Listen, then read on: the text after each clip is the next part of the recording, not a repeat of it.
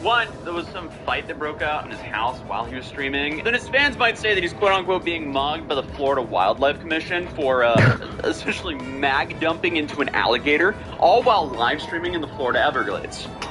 Yeah, I think that gator's had to make sure. Oh my god. Yo! Yeah, I think it's dead. I have no idea why anyone would ever want to do that, but okay. I fished in Florida a whole lot, armed, and the few times I've passed by a dead alligator, never have I ever thought, hey, let me mag dump into the corpse? Like, that does not make sense whatsoever. I guess you just have a bunch of morons trying to look cool on stream, and by trying to look cool on stream, he looks like a complete idiot, because who in their right mind closes their eyes as they're firing a firearm? Excuse me, what? But I guess because of that, he had to end his 30-day marathon stream prematurely and was subsequently banned on Kick after the alligator clip started making rounds on Twitter. But honestly, that seems like the least of his worries right now. Yeah, guys, something happened. We're gonna have to end the marathon. I'm dead ass, Jeff. Like, I'm not trolling. Like, we have to end the marathon. And look, I don't think any normal person thinks that Caligula has two brain cells to rub together at this point. I actually don't think any normal person knows who he is at all. But again, it's just hard to imagine how stupid you have to be to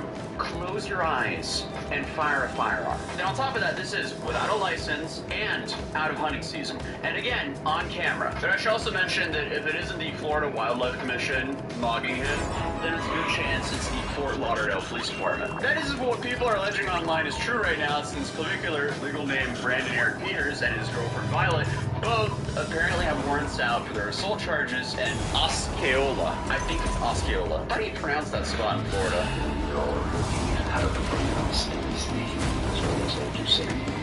Well, that's the number one thing. Use the mistrust of the channel. Osceola. Osceola, okay, we got that. Bro, what was this? Why did Google recommend him number 2?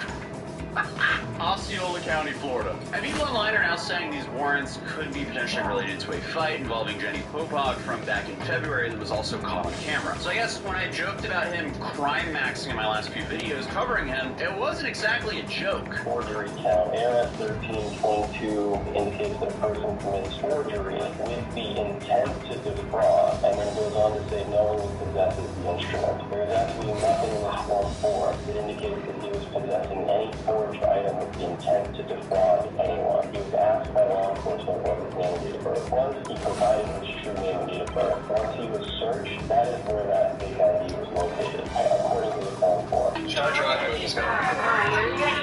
Drive. Help me. Oh my god! I don't know. So if you're sick of hearing about Clavicular and looks maxing and all his outrageous tactics to stay lean and mog on people, then you might just be in luck. Because at this point, it is not looking good for this quote-unquote alpha Chad. He just got arrested. As of right now, it is not because of Gator. All right, so everyone just, I'm gonna respect him. I don't think it's because of that. Let's just wait and let it happen. I'm not gonna confirm or deny anything, or I don't think anyone in his team is also gonna do it too. I guess on the bright side, think about how much time you can spend looks maxing in prison. And it's not like he couldn't have seen that coming at some point. Because the dude's barely been in the spotlight for like, what, half a year? And he's already streamed himself running someone down with a cyber truck. He's also been arrested on suspicion of drug possession and possession of a fake ID. And now, this? Like, how are you racking up so many charges so quickly while making life-changing money? But I guess if there's one thing that Florida doesn't mess around with, that's their gators. Because you have the viral video circulating on Twitter that got community noted, and the note seems to state for a fact that what he did was a felony, and included a link to the Florida Statutes and Law website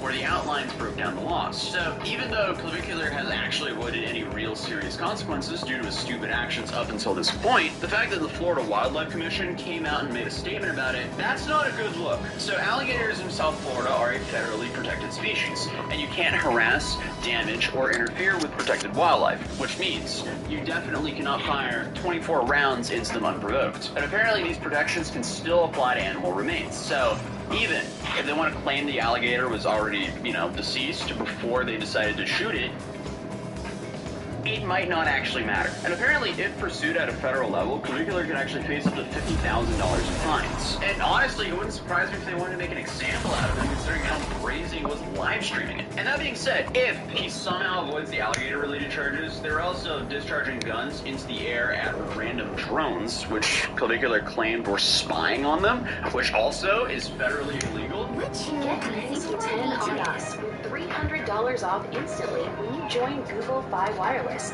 And enjoy $10 per month off your service. Brainstorm ideas and simplify your life with the help of Gemini. Plus, let Magic Cube suggest relevant info, like where to meet friends for dinner. Switch and see on Google Pixel 10.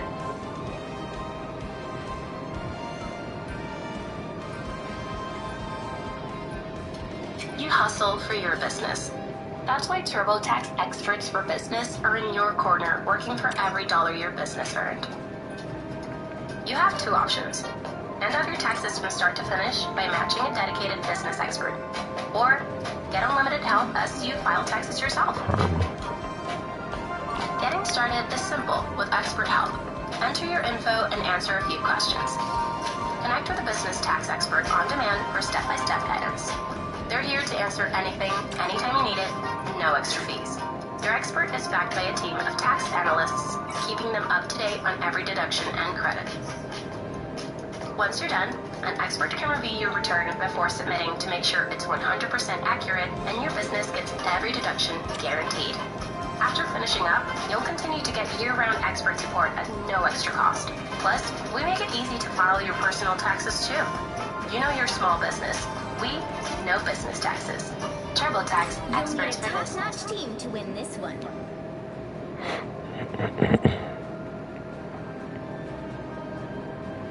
Eagle? Go! Shoot the drone! Shoot! Oh my god! Oh my god! Oh my god! Why are we live streaming ourselves committing felonies over and over again? It just doesn't make sense. And at first, it seems like he knows that he shouldn't, but once one of them starts shooting, it's open season, I guess? Like, come on, dude. Because remember, laws don't suddenly stop applying just because you're in Florida on an airboat and have a firearm. Like, this just doesn't make sense whatsoever. Essentially, we're talking about a guy who bonks himself in the head with a hammer for a looks maxing technique, and he's somehow allowed to be waving around a firearm in the swamp in Florida. Awesome. It also turns out under Florida law, you are prohibited from discharging a firearm in a public place or in a way that can be unsafe, which of course is shocking to no one, but it's also worth noting that violating this law is classified as a first-degree misdemeanor. And there, you can have penalties include up to a year in jail and $1,000 in fines. And of course, the self-report here is just crazy. But we also have to assume that him unloading a clip into an alligator in the Florida Everglades coincidentally happened on the same day that he was allegedly finally arrested for an outstanding warrant. So it's possible that this clip's going insanely viral and catching the attention of the Wildlife Commission helps police track Caligula down. But at this point, we don't know. It's hard to say. The current story that people seem to believe right now is Caligula was wanted on an outstanding assault warrant, stemming from a physical altercation between him, his girlfriend Violet, and an influencer, Jenny Wilcox. Because during a gambling stream, Jenny and Violet started arguing, and it escalated to Violet physically attacking Jenny. And I guess she gets into the dominant position, and that's why Violet has to restrain Jenny. But he does let Violet take some cheap shots on Jenny while she can't defend herself, which is why people are also saying that he is wanted for assault. Again, this is all speculation, but right after Caligula was arrested, Aiden Ross confirmed it on a stream, but then went on to cryptically say it wasn't because of the alligator. As of right now, it is not because of the gator. Alright, so everyone just, I'm gonna respect him. So, could that mean it was the assault? Probably, but again, who knows? And even if it was, I wouldn't be surprised if alligator charges show up. Alright, so the recent update to all this is he was released, and I guess the local media was essentially spawn camping him, so they got this clip. We're told that he has posted bond now. However, he hasn't been released just yet. We've got a crew here. Throughout the incident in the Everglades, he did not speak, but he did answer just one question that I asked him. You're using for a channel, anything to say? I just woke up a little tired, so maybe next time. So, while he was stuck at the police station, allegedly his team response, which is an interesting response. And I guess he went straight from jail to holding cute animals, you know, to maybe just move some of that coverage away from him unloading firearms on alligators. Oh yeah. Oh yeah, buddy. But he didn't want to address all this with academics, where he talked about me essentially spawn camping him. I seen the clip. I was surprised that he was outside the jail when you came out. And I felt like you have that look like you have OP. It's annoying because they wouldn't even let me bring him inside the jail until my driver got there. They were like, nope, you gotta go out. I was like, are you kidding me? Do you not see all this press? Like, this is a nightmare. I don't have my security with me. I don't have anything, so could you just let me wait right here? It's not, you gotta leave the building right now. So I'm like on the phone with my dad and these people. It's not like you can really do anything. You can't, like, put them off because it's a press. You're in public. Nothing you can do. Like, someone wants to turn a camera in your face after you just bail for a day overnight. It's the last thing anyone wants, but there's nothing you can do. I mean, yeah, I can see that's annoying, but also that's just a part of the whole thing. If you're a viral social media person or live streamer and you do a whole bunch of stupid stuff, of course the media is going to be there to try to get some sort of interview with you when you're in jail. This isn't anything new. Also, I mean, come on, that's not going to do anything. Like, I don't know. Reporters and clip farmers, I would say, are probably the worst thing ever when it's IRL. So I'm very used to it. I mean, a couple of Channel 10 reporters is no big deal. When you have, you know, teenage kids coming up with a camera doing way stupid, you know, they're not professionals. They're not people trying to get a news story. They're trying to literally clip farm you and scream and troll and all that. So if you can keep your composure with that, it'll be chill. But I actually do completely understand his last point. First, with, you know, traditional media and the more serious journalists, they're not going to do anything crazy. They're going to ask you some questions. You have no idea what some young and, I guess, up-and-coming teenager is going to try to do for the internet. But regardless, it'll be interesting to see what happens from here on out. But that's all we know for now. So if you're new here, feel free to subscribe and drop a like. I'll see you guys in part of the video.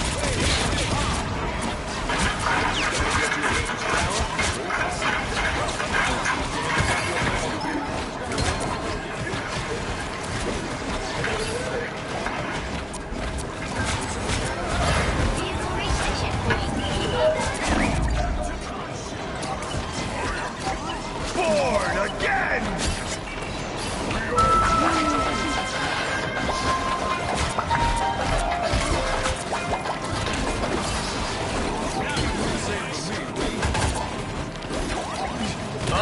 Another bad day for the Looks Maxing IRL streamer, particular as rumors have it that he was arrested yet again. Last time it was because of the physical altercation that happened on his live stream, and this time it looks like we did the viral gator clip, you know, where he essentially mag dumped on a maybe alive or maybe deceased alligator in Florida. Yo, boys, we're gonna cut it for a little while.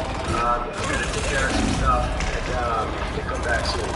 So we're gonna come back in a little bit, alright? And on top of that, you also have clips of him firing at a drone, which isn't a good look, to put it lightly. I guess Clavicular has been seemingly trying to deal with the consequences of his own actions for the last few days now, but after being forced to end his 30-day marathon stream early, once again, it feels like his luck with the law is starting to run out. And now, things might actually be serious this time. But the message I'll send is, we enforce the law here no matter who you are. If you're an influencer, social media celebrity, it doesn't matter. If you do the crime here, you do the time, and we prosecute to the fullest. We don't give out special treatment. I know I came on this channel multiple times talking about how this guy is slowly ruining his life. Well, every time he tries to do something crazy, like breaking the law or admitting to obscene, sometimes illegal methods to stay clean and, I guess, consent to his own words. It's not really like he's helping his own life. I feel like he has so much going for him right now. He just doesn't know how to handle it, so he just self-sabotages to, I guess, I don't know, make his life hard again for no reason whatsoever. But I guess the reality of the situation is the fact that I'm still making videos about him means that he still managed to avoid any real consequences up until now. Which, you know, some people will be like, oh, that's kind of surprising, but honestly, for anything to really happen with U.S. law, it takes some time. And don't even get me started with outside the U.S. I mean, we have Johnny Smalley still stuck in Korea to this day. But back to Clavicular. The assault charge, where the original reason he was arrested, was allegedly due to a fight that he was said to have instigated between his girlfriend Violet and a TikToker by the name of Jen.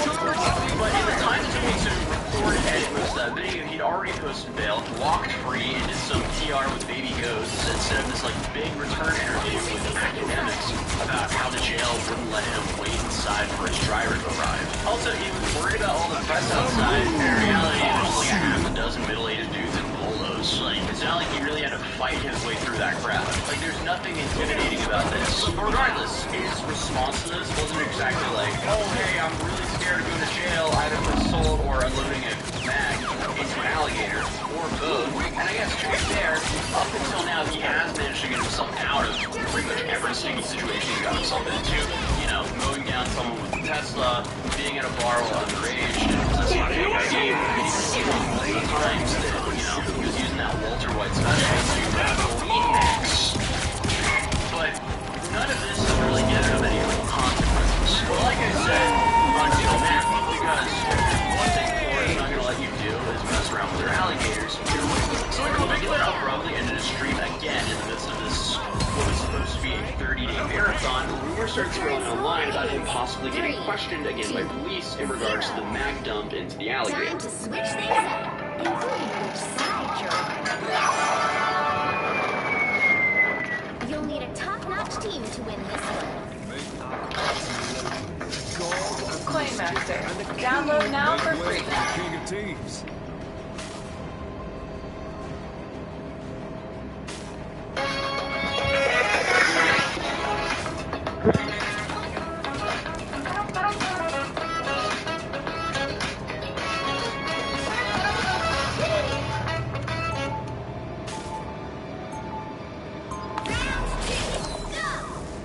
Cards always be my friend. I think we should might have to turn it off for like half an hour. Be right back. No, not even be right back. Just, yo boys, we're gonna cut it for a little while. I'm gonna take care of some stuff, so we're gonna come back in a little bit. Alright? Or could it be the assault, since the day prior it was reported that his girlfriend Violet turned herself in to the police and her mugshot started doing the rounds online as well. And even though she'd gotten out on a $1,000 bond, both of them legitimately being arrested, coupled with Clav disappearing yet again, had people speculating that, you know, it's serious this time. And that's exactly what the Florida Attorney General James Upmeyer said in an interview from March 30th, where he was asked about the gator incident and gave a pretty detailed answer. The gator is a protected creature, a majestic creature here in the state of Florida, and there was an influencer, who I think you are, who was caught shooting one on a fan boat. This footage was all over my timeline this weekend of this influencer killing or shooting a dead or alive gator. This is, again, illegal by statute. We pulled it by the statutes of Florida. So this is interesting because there's still a whole lot of questions up in the air about this incident. Was he on, you know, Florida public land, or was he on private property? Did the poor guy he was with give him permission to do this? So, like, I don't know. There's a lot of things here. Oh, and then of course, was the alligator alive or not? So of course, all of those questions matter a whole lot with this whole case. But this is the first we've actually heard anything from a source with any real credibility on the situation. And if there's anyone we can trust the god of information on this case, it would probably be the Attorney General. But also, it was safe to say that no one was shocked by his response. What's an update here? Yeah, well, he's been arrested. There's a wildlife and conservation commission here that oversees our state parks and permitting when it comes to hunting animals. They're deeply involved in an investigation. Obviously, we have the video, but we're crossing our T's, dotting our I's. Yeah, the whole crossing your T's and dotting your I's really sounds a lot like he's trying to make sure he has a slam dunk case. And while he likely can't actually share too much, he surely doesn't tiptoe around how he feels and isn't afraid to remind people that this is a felony. And he's definitely not pretending to be a Walmart employee or just a silly prank. And this is definitely not, you know, Clav pretending to be a Walmart employee or just a silly prank. They were filming themselves discharging illegal firearms recklessly in the air, or, as he described it, being careless and cautious. It looks like a serious offense here. This is a felony. You can't just go out and shoot animals here in Florida. We have law and order. We have a permitting process. If you want to go on a gator hunt, There's certainly very appropriate ways to do that, but the imagery you see in the video is pretty careless and cocky. And at the end of the day, that might just be so stupid that it lands him a lot of time behind bars. And this isn't even cover the fact that they were shooting out a drone that they were allegedly spying on them, which also is extremely illegal. I feel like a broken record at this point, because I still don't know why streamers act like the rules don't apply to them just because they're filming content. Like, the camera turns on, and I guess all their critical thinking just flies out the window. It doesn't make sense. If anything, when you're live streaming, you should be on behavior, because that's now there forever for everyone to see. But, like I said, we never face any real consequences, and instead, you're just praised and given opportunities like walking a fashion week, like days after an arrest. I guess you're just gonna act like this. So I can see why he has this whole untouchable attitude, but I also think it's important to remind these streamers that no amount of internet clout is going to save you from the law. The message I'll send is we enforce the law here no matter who you are. If you're an influencer, social media celebrity, it doesn't matter. If you do the crime here, you do the time. We're going to prosecute to the fullest. We don't give out special treatment. Expect to get, serious results. Yeah, I mean, it's quite possible this is the first time you actually see Caligula a little bit more than just a slap on the wrist. What is the consequence like? Again, I can't get out ahead of the investigators and the prosecutors here. They get in trouble. I get in trouble enough with them. They get frustrated with me. But you're looking at a time of years. And the Attorney General acknowledges that he can't come out in front of the investigation or he'll get in trouble, but he sounds very confident that Caligula will be served some real justice for how he acted on the airboat. And if we see kick streamers get years for opening fire on an alligator at the height of their fame, he may go down as one of the biggest idiots in streaming history, at least when it comes to some of the largest creators.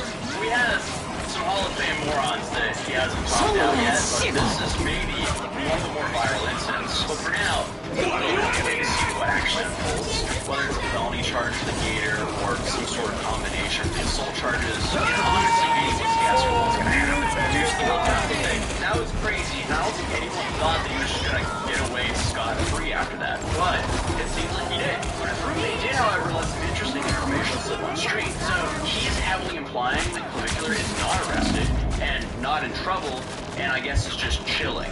And everyone on Twitter was just creating conspiracies. I guess I'm just resting official. So much conspiracy theories, but no, he's just literally just chilling right now. Hey, were you reviewing the Twitter account? When? Like today? They were coming up with conspiracies of what happened in class. I know.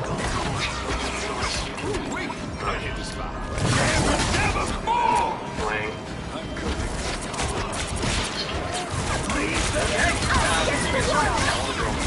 Not even want to open that can of worms and is trying to change the Behold the god of But if he's telling the truth, it means that currently Caligula still isn't in custody, and neither is Violet, since she could also allegedly be heard in the background at some point during the same stream.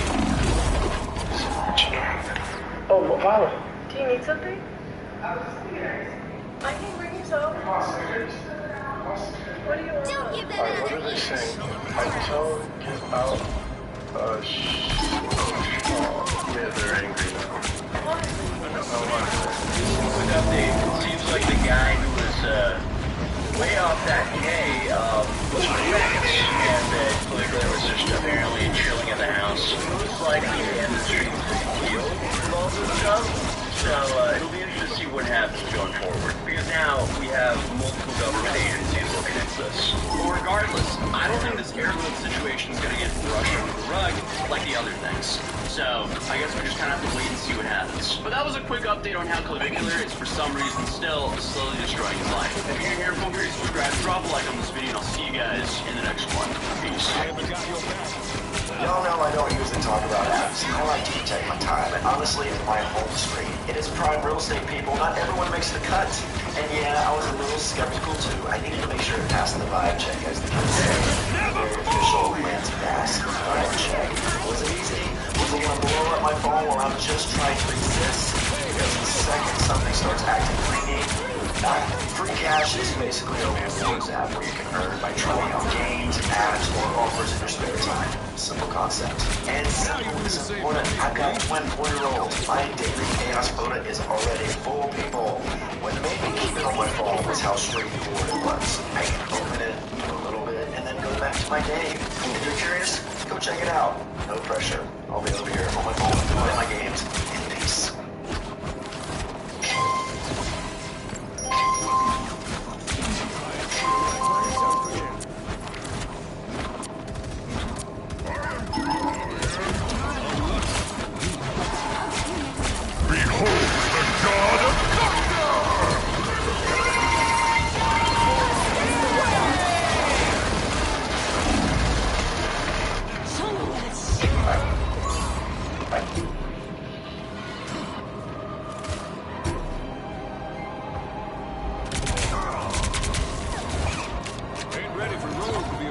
So many famous people have been involved with this mysterious organization. Names like Tom Cruise, John Travolta, Elizabeth Moss, Kirstie Alley, Laura Prepon, Danny Masterson, and this guy by the name of Bobby Dark Chocolate. Time to switch things up. And many more. You've definitely heard of it, Scientology. It's a word that will certainly ring some bells for most viewers out there. It's officially recognized as a religion, but it is called a cult by most people on the internet. If you type in Scientology and scroll down, you can see a lot of haters, a lot of slander out there, a lot of defamation, as they would say. But anyways, we're talking about the Scientology rabbit hole in today's video. It is very deep, and it stinks, and it's unbelievable.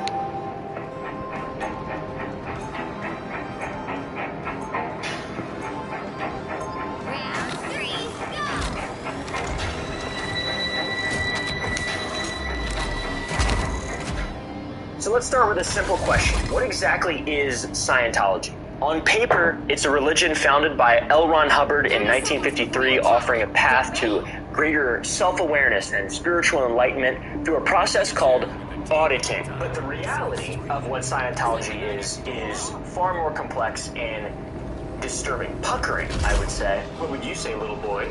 Just kidding. The Holy Relic has his own camera now. Isn't this awesome?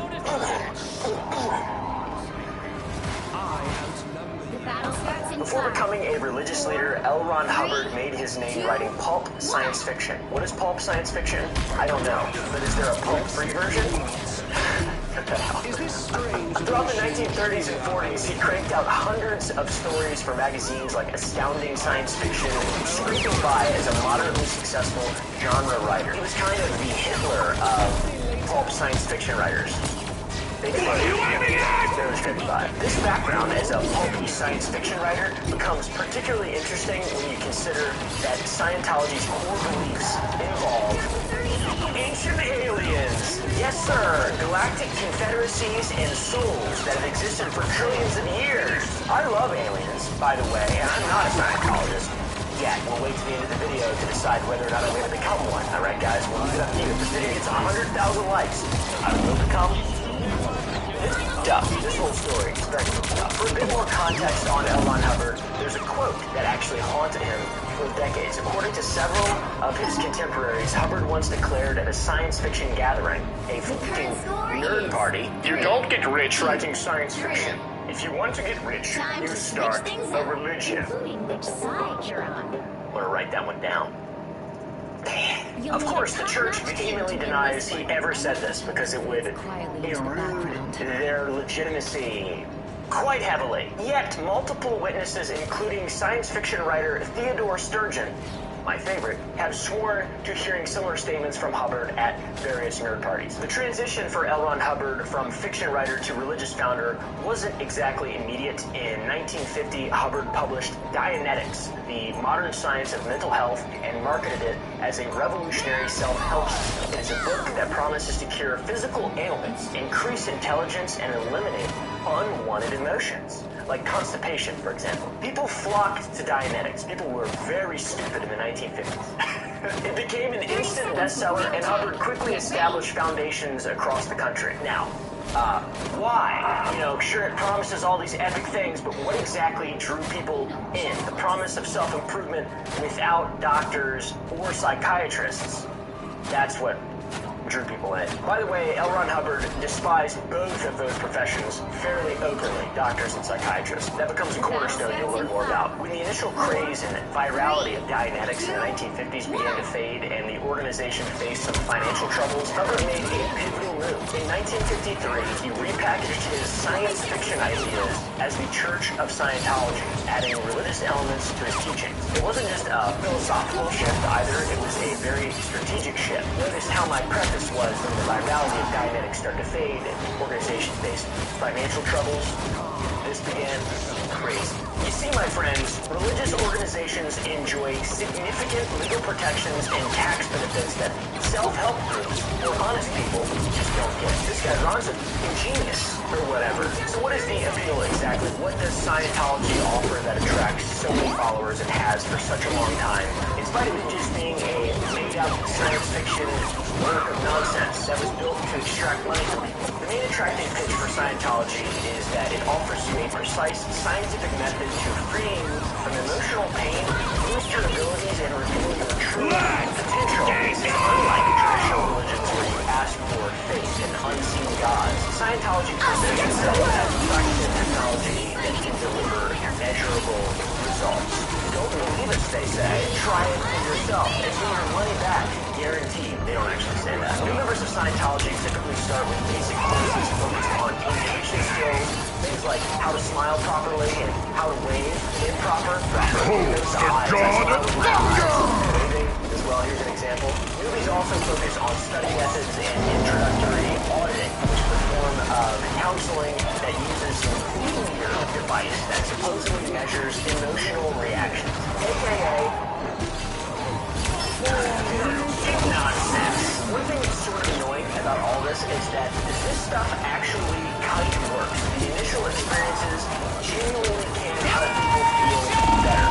Because when you have someone listen to your problems and promise you solutions, it's very powerful. Normally professionals just listen to your problems, they don't promise you solutions. They try to find a solution with you. Scientology just cuts out that evidence-based approach and says, you are a trillion-year-old spirit. Nuclear bombs and volcanoes were in your past. When I decided to finish my RN to BSN, I transferred to... I can only be the best healer. Work I'd already done, I earned my degree faster. Transfer your eligible credits and keep your momentum.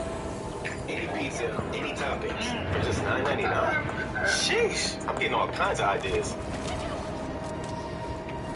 Give me money. Give me money. To the vulnerable and people who don't feel exactly fulfilled and or maybe feeling lost, this is powerful. Also, the early stages in general of Scientology are not particularly outlandish. They're pretty cool and kind of normal. You see, it's only as members progress up to the bridge to total freedom, is what it's called, as they invest more time and more money, they are gradually introduced to more controversial cosmological beliefs, including the story of Xenu, my grandmother's dog. Wait, no, that was Xena. It was Xena, it wasn't Xenu. For some reason in my head, I was like, my grandmother might be a Scientologist. Xenu is the galactic overlord who allegedly brought billions of his people to Earth 75 million years ago, and then killed them using hydrogen bombs in volcanoes.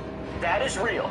That is not a misrepresentation of the core belief of Scientology. That is real. It also took quite a while for Scientology to actually achieve a religious status. Throughout the 50s and 60s, Hubbard fought lengthy legal battles around the world to secure religious recognition, and in the United States, the organization waged war against the IRS for decades before finally gaining its tax-exempt status in 1993, under some mysterious circumstances that we'll explore later. Let's just say I'm waiting on my tax-exempt status, too. Just kidding, I'm not, because that alludes to me like something horrible and evil. Across Europe, in countries like Germany, France, and Belgium, Scientology continues to face official skepticism, governmental skepticism, often classified as a business or potential threat rather than religion, which to me makes a lot of sense. But one fascinating aspect of Scientology's history is its hostility towards splinter groups or denominations. Most religions have some kind of denomination or offshoots, kind of friend church or something. What are you? I'm Wesleyan. Whatever that is. Is that a thing? I think that's a thing. Scientology is not so friendly. They attack anyone practicing its trademark techniques outside of the official organization. Independent practitioners, known collectively as the Free Zone, get litigated against frequently. They also get harassed and are labeled as squirrels, which is a pretty bad insult in Scientology, apparently. So we raise a few important questions here. If Scientology truly offers a path to spiritual freedom, why does it require a ruthlessly maintained monopoly on its practices? Strange. You can't be spiritual and also You'll need a top-notch have a team proprietary good that you sell. Anyways, this naturally leads us to the cult question. I said the word cult just a moment ago. What makes something a cult rather than a religion? Comment down below.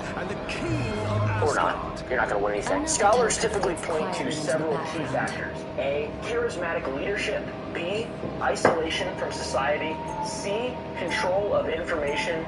D, financial exploitation. And the one after D, psychological manipulation. That's not even a joke. I forgot about E entirely. Started to panic too. Surely, most religions exhibit some of these traits to varying degrees, but cults embody them to a more extreme and systematic level. The institution of Scientology is completely emboldened by all of these things, and then slaps a trademark on it. And if you stray from that path, sued! Lawsuit! I'm gonna hit you with a lawsuit, you little dude. Just kidding. Crazy. Let's take the charismatic leader aspect as our first example. Most major religions were indeed founded by charismatic Jesus, Buddha, Muhammad. But these faiths evolved beyond total devotion to their leaders. In Scientology, Hubbard remains as the absolute authority, and his words are considered source and cannot be altered or questioned, even decades after his death. Rip, old boy, shouldn't have been so spiritual and awesome. Maybe you would have lived a little bit longer.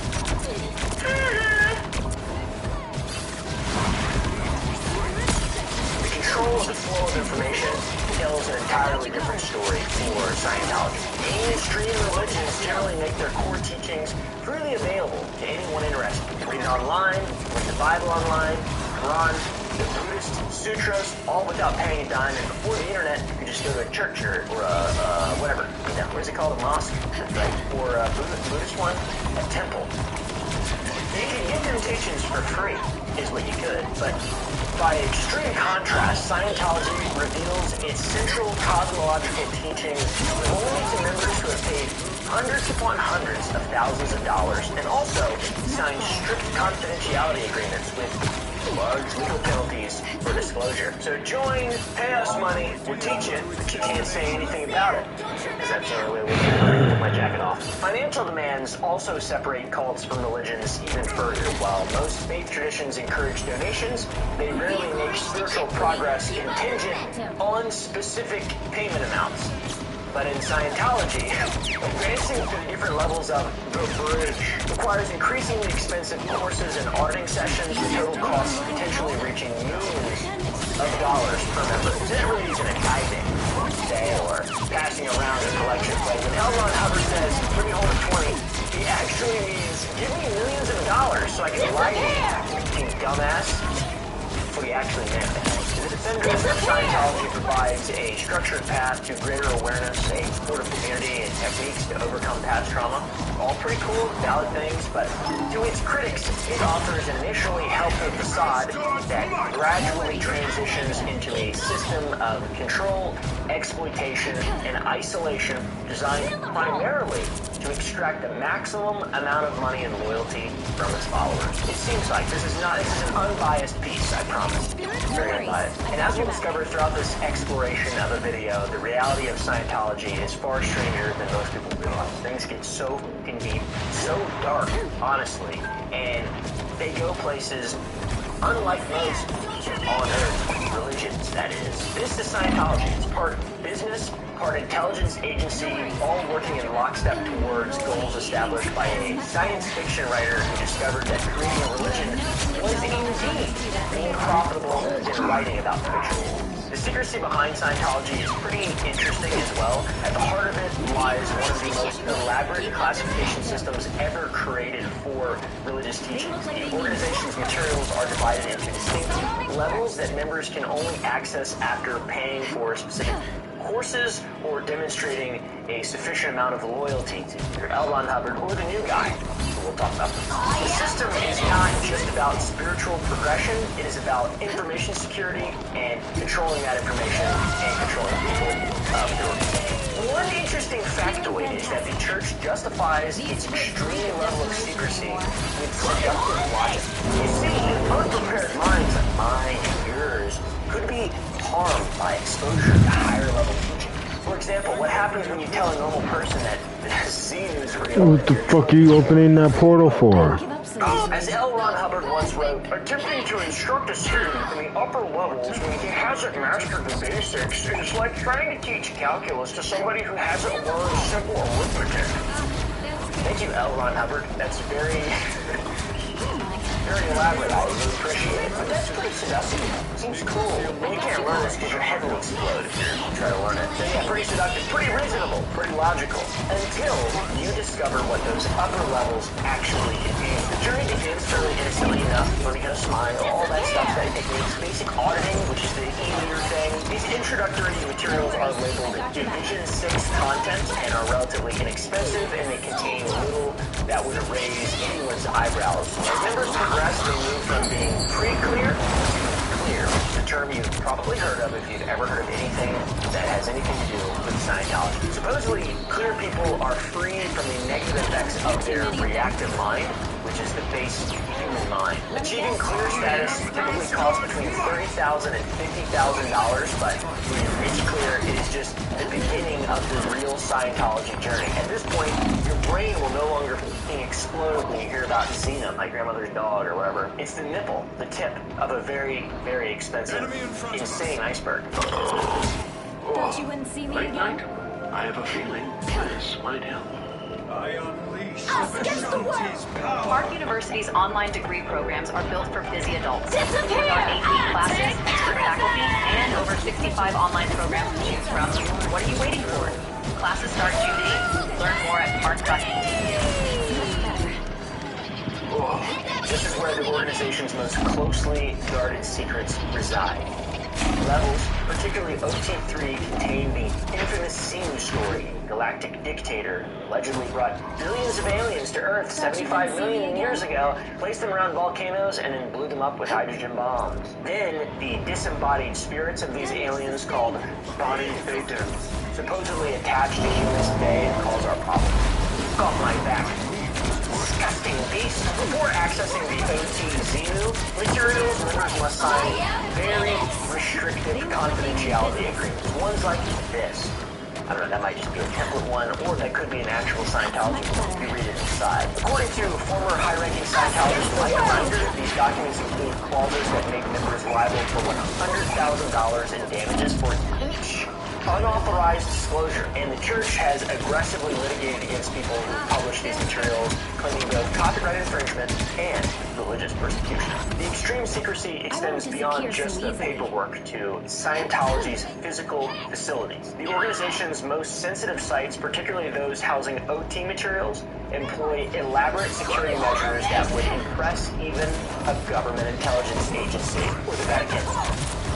Remember that video I made about that? Remember that? Former members like Dr. Dark Chocolate have described fingerprint scanners, motion detectors, multiple security checkpoints, and 24-hour camera surveillance. The church's gold base, this compound in California, is surrounded by spiked fences, motion sensors, and security patrols, which doesn't just keep outsiders from getting in, it also keeps insiders from getting out. Pretty interesting stuff. The church is very serious about preventing those insiders from getting out, especially with sensitive materials. Ex-members have reported that advanced courses can only be studied in secure rooms where no materials can be removed, and with constant monitoring to prevent any note-taking or recording. The obsession with information control extends to how Scientology also handles criticisms of its controlled information. When these materials first leaked to the media in the 1970s and 80s, the church didn't just deny its authenticity, they claimed that reading such materials could cause pneumonia and death to the unprepared. Which is so awesome to say that and mean it. Then, in the 1995 court case Church of Scientology International versus Fishman, the church argued that merely exposing someone to these teachings without proper preparation is harmful in general as well. This secrecy system is so effective. It creates a powerful desire to advance and discover what is being withheld, learning, leveling up. This dude turned in self-help into an RPG science fiction game. He turned that shit into Starfield. People invest years of their lives and their fortunes into climbing the bridge, and they are convinced that life-changing revelations await at every single level. To be honest, Tom Cruise is very impressive. He's really impressive for an old man, and John Travolta's not, though. He's hard to look at. By the time they reach the controversial content about Xenu and body thetans, they're typically so invested that the cognitive dissonance kicks in, the sunk cost fallacy becomes a piercing ring in their ears. It becomes easier to accept the strange teachings than to admit that they've wasted enormous resources on science fiction that has been repackaged as religious truth. You are not you. None of you are what? Are you? Are they watching this? This hierarchical treatment of information also serves another purpose, and that is to create a class system within Scientology. Very effective for religions, by the way. Class systems extremely effective, where higher level members feel superior to those who haven't accessed the truth yet.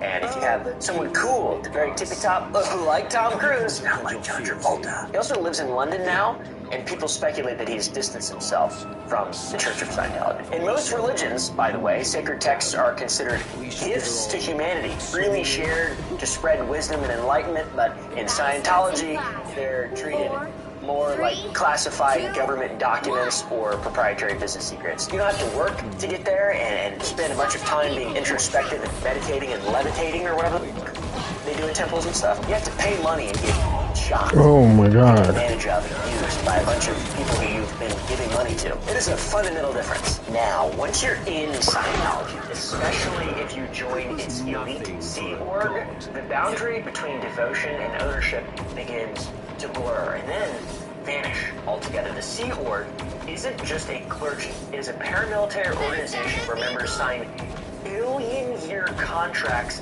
pledging to serve. That's fucking real. The Sea Organization. Look, just watch this video. You have to sign a billion-year contract and you pledge to serve Scientology, not just in this lifetime, but in all future reincarnations. It's a fucking billion years. It's crazy. It's unbelievable. You see, I'm saying sea too much. Sea Org began literally at sea in the late 1960s. You see, facing increasing scrutiny from governments around the world, L. Ron Hubbard established a fleet of ships where he could just do whatever he wanted and operate beyond national jurisdiction. The flagship, Apollo, became Hubbard's floating headquarters for nearly a decade. Today, the Sea Organization maintains its naval tradition and the same hierarchy from this period, with members wearing naval-style uniforms and using maritime terminology like poop deck. It's really funny. They say poop. Life as a Sea Org, aka a member of the Sea Org, redefines what commitment actually means. Members typically work 16 to 17-hour days, 7 days a week, and the wages that former members have reported, they amount to between $25 and $50 a week. I can barely get that out without laughing hysterically. That's really bad. That is so bad. That's international waters, what are you going to do? They also eat communally, they sleep in dormitory-style accommodations, and have virtually every aspect of their lives totally controlled by the Sea Organization. A work camp with a religious veneer is how former Sea Org member Mark Headley described it. It's not really what most people picture when they think of religious order. I think of guys with the tops of their head shaved, but they have that ring the sphincter of hair or whatever, into the friar cut or whatever it's called. I like that. I think that's pretty cool. But this is sad. What about things like fraternity leave or maternity leave? You might be asking to your phone or television or your phone or television screen right now. I think the most disturbing restrictions of joining the Sea Org are in regard to family planning. This is tough, but multiple former female Sea Org members have testified that they were pressured or ordered to have abortions as children are considered a distraction from their billion-year mission. Even more disturbing is that Claire Headley, who worked directly with Scientology, the guy who took over after L1 Hubbard died, she filed a lawsuit alleging that she was forced to have 2 abortions during her time in Sea Org. The case was dismissed on the grounds of religious freedom, but multiple women have corroborated accounts like these. To a chilling consistency. Beyond that, for Sea Org members who violate rules or fall short of expectations, punishment comes in the form of the Rehabilitation Project Force, or RPF, which is essentially a prison camp within Scientology. Those assigned to the RPF endure grueling physical labor. They must run everywhere and wear distinctive uniforms and speak only when spoken to, along with undergoing intensive confessionals. This seems horrible. I'm just going to go out and say it. They're also typically segregated from other Scientologists and forbidden from communicating with family. Former members report RPF assignment lasting years sometimes. So Scientology doesn't just control its most dedicated members, it also exercises remarkable power over the families of all Scientologists through its disconnection policy. You probably have heard of this as well. This practice requires Scientologists to completely cut off contact with anyone that is designated as a suppressive person, or SP, including parents, children, and spouses. Everybody, nobody but your. So what earns someone the SP designation?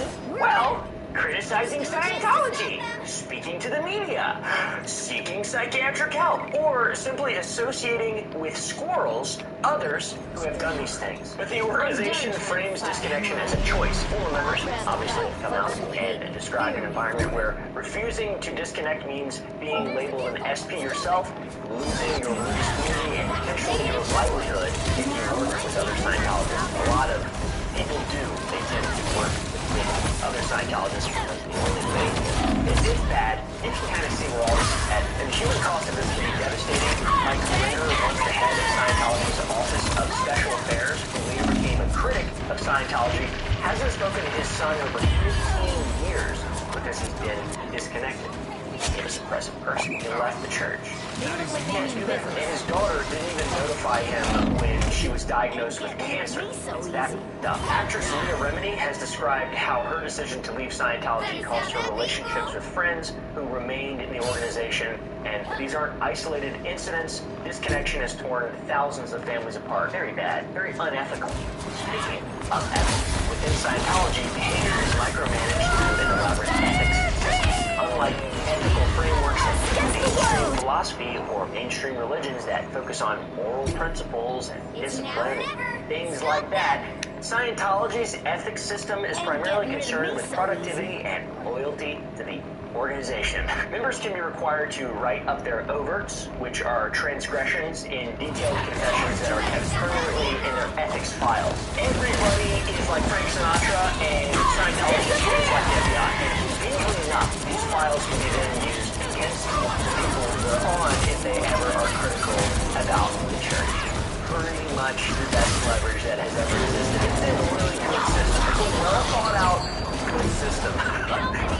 It's evil. Further, the ethics system operates through a series of conditions from confusion at the bottom to power at the top.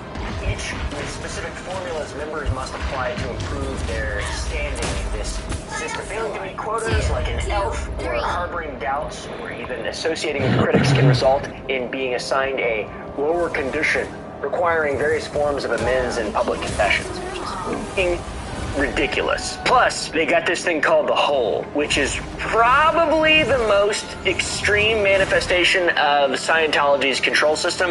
The Hole is a facility at the organization's Gold Base in California where, according to multiple former executives, senior leadership members, and more, they were confined there for months or even years. Those who spent time in the Hole describe being forced to sleep on the floor, eat slop, and participate in grading confessions and endure physical abuse. Former executives like Mike Reiner report being held there against their will, with security.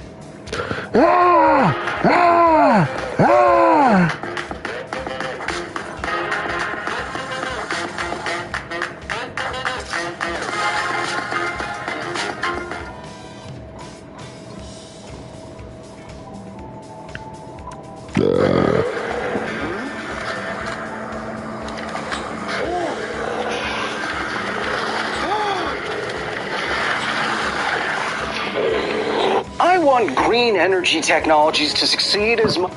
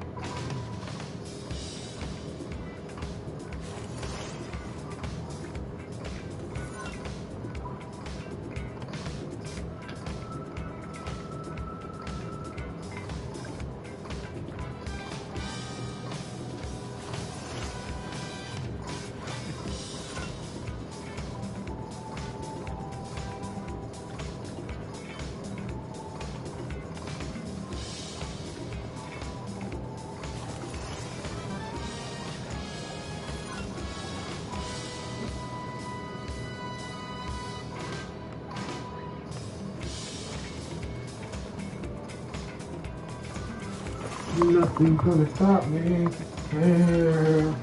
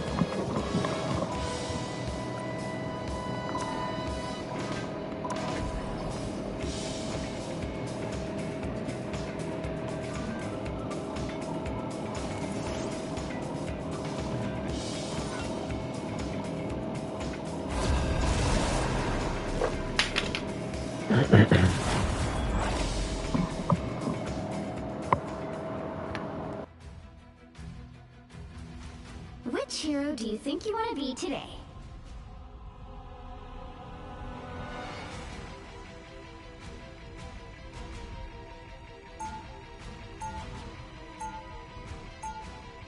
Make way for the King of Teams.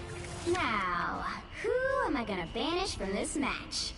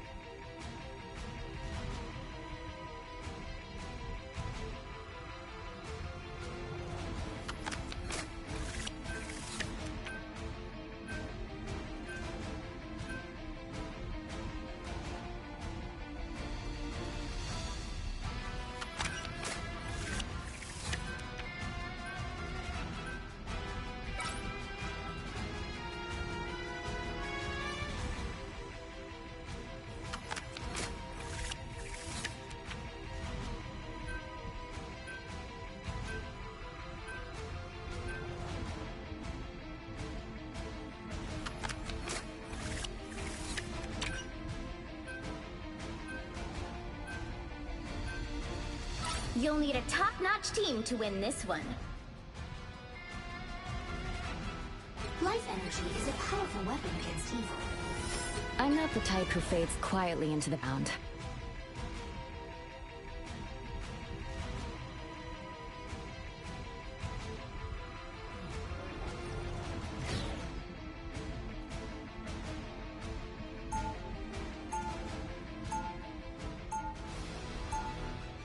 Escape pod ready.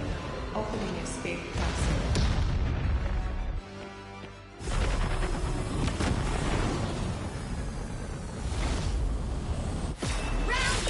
Even when the multiverse is in danger, 30 seconds before you attack. Get ready. What concerns you so, my floral friend? You shall not face this alone. Together, we are the mighty forest. When our foes fall, we shall be left standing. The battle starts in 5, 4, 3, 2, 1. All you need to do is capture the mission area. Got it? I don't think that's so up. Don't bother trying to make people care. Show them what matters to you. Good medicine.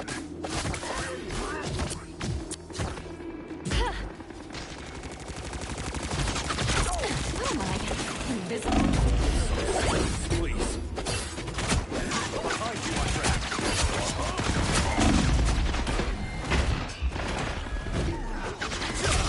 Thought you wouldn't see me again?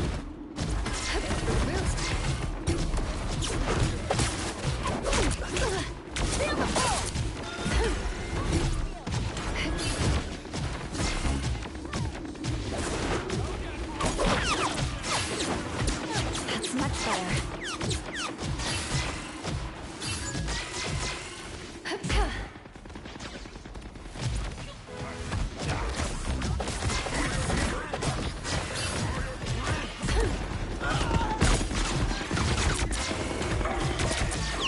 No worries, I've got your back. What are you aiming at? Cosmic might.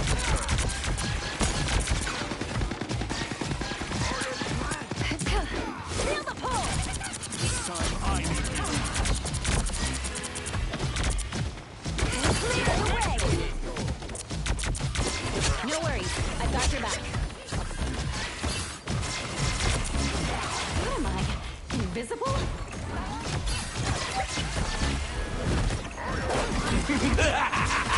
This is real firepower! I am Phoenix!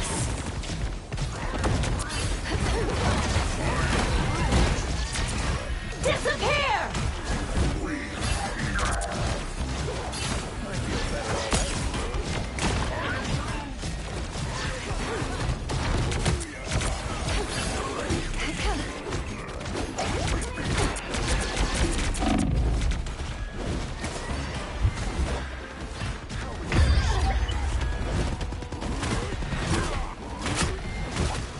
Rise, my friends! Thought you wouldn't see me again?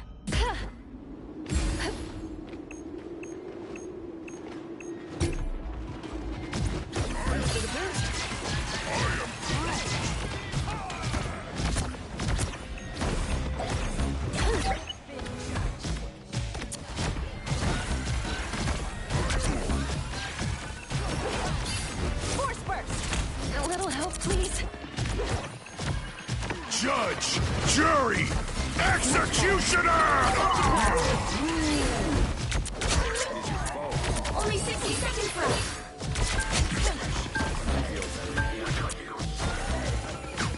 Disappear!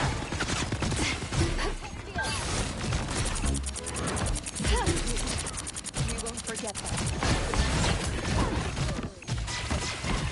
I hate to admit it, Mona. I'm going to miss you. Let me guess, your name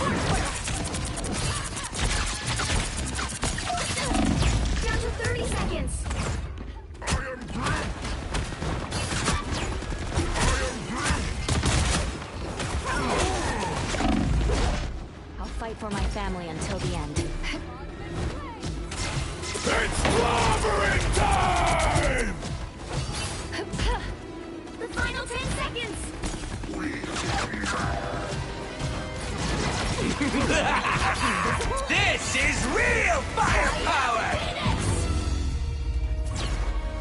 The current score is 0-0.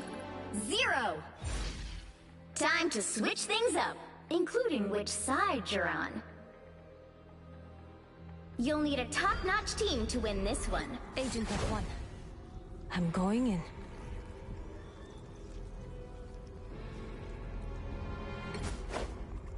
I am Loki, god of mischief and the king of Asgard.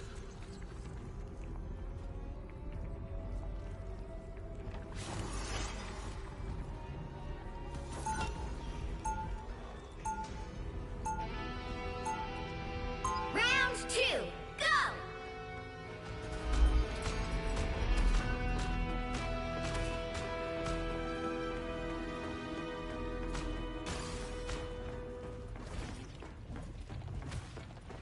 Seconds before you attack. Get ready. I'm watching you. Pick one move I don't like, and I'm dropping him on the spot. Ooh, a threat. How exciting.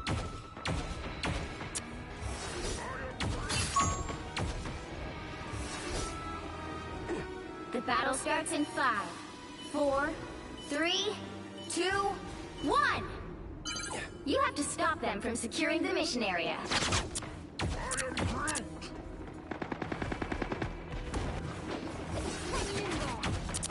Your god is suffering. You are restored. You have my full support. I have triumphed, as always.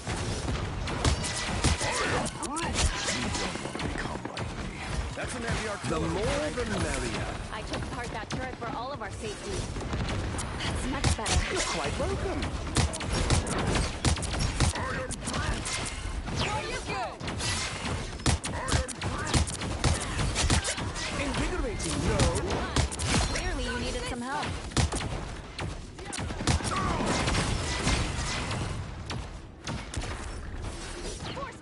Ah, much better.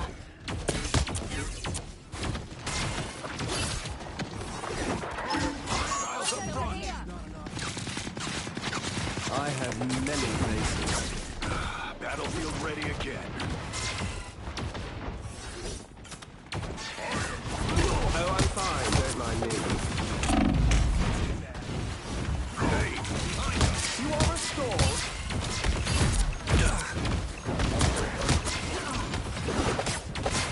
Time to vanish.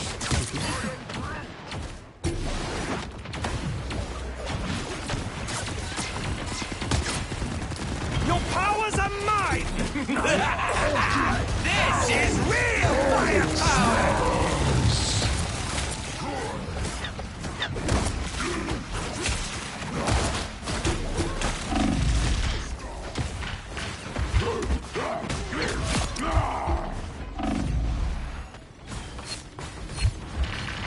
Stand down! They are in front of us. Hello. Nuclear reprocessing is any chemical process that takes spent nuclear fuel and separates it into its constituents. Uranium, plutonium, transmuted elements, and What the fuck? Once separated, these can be reprocessed for other purposes. The remaining 238 can be re-enriched with new, not recycled, U-235 to make new fuel. Plutonium can be combined with depleted uranium for so-called MOX, or mixed oxide reactor fuel, and fission products can be better concentrated and stored away, minimizing waste. Reprocessing is as old as nuclear technology itself. In fact, the first reactors were run with the explicit purpose of taking that 1% of plutonium that is produced as a byproduct, separating it out, and using that to make nuclear weapons.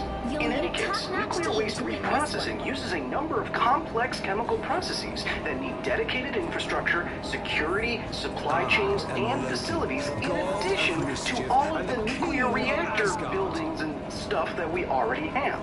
A few countries do all of this today, and new companies are apparently popping up all the time, claiming that they can do the same. However, reprocessing is actually one of the more controversial ideas in the nuclear industry, because many experts believe that the proliferation of this technology would allow for much more of just that.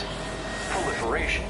The process you use to get the transmuted plutonium out of spent fuel is the exact same process you use to get the material for a nuclear bomb, which is the hardest part of building one. So worldwide nuclear waste recycling also necessitates a worldwide security and surveillance apparatus to monitor and control produced plutonium. This isn't a theoretical risk. The international community was shocked when India used the plutonium from its reprocessing program to suddenly make and detonate a nuclear weapon of its own. The same conference colleague who put me onto this problem also pointed out, off the record, that the only countries who are reprocessing waste right now are the ones who either want or already have nuclear weapons. You're gonna want to hear about the Unlimited Essentials plan from Google Fi Wireless. It's just $60 a month for 2 lines. And you know we love a budget-friendly moment. Do you get unlimited data, calls, text? Yes. Plus, the innovation and security of Google in a phone plan. You can sign up right here. See ya.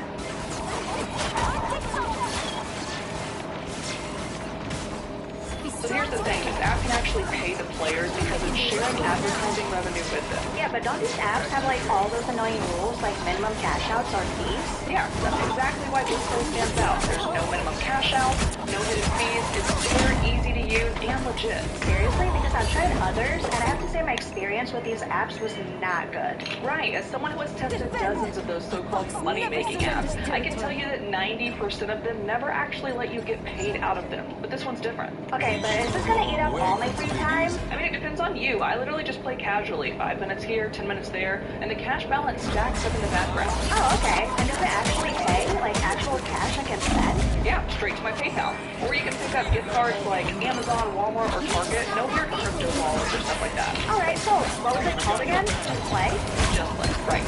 You better not disappoint me, Just Play. I think they also have this big promotion coming up where they're boosting payouts for a limited time period, so you got perfect timing actually.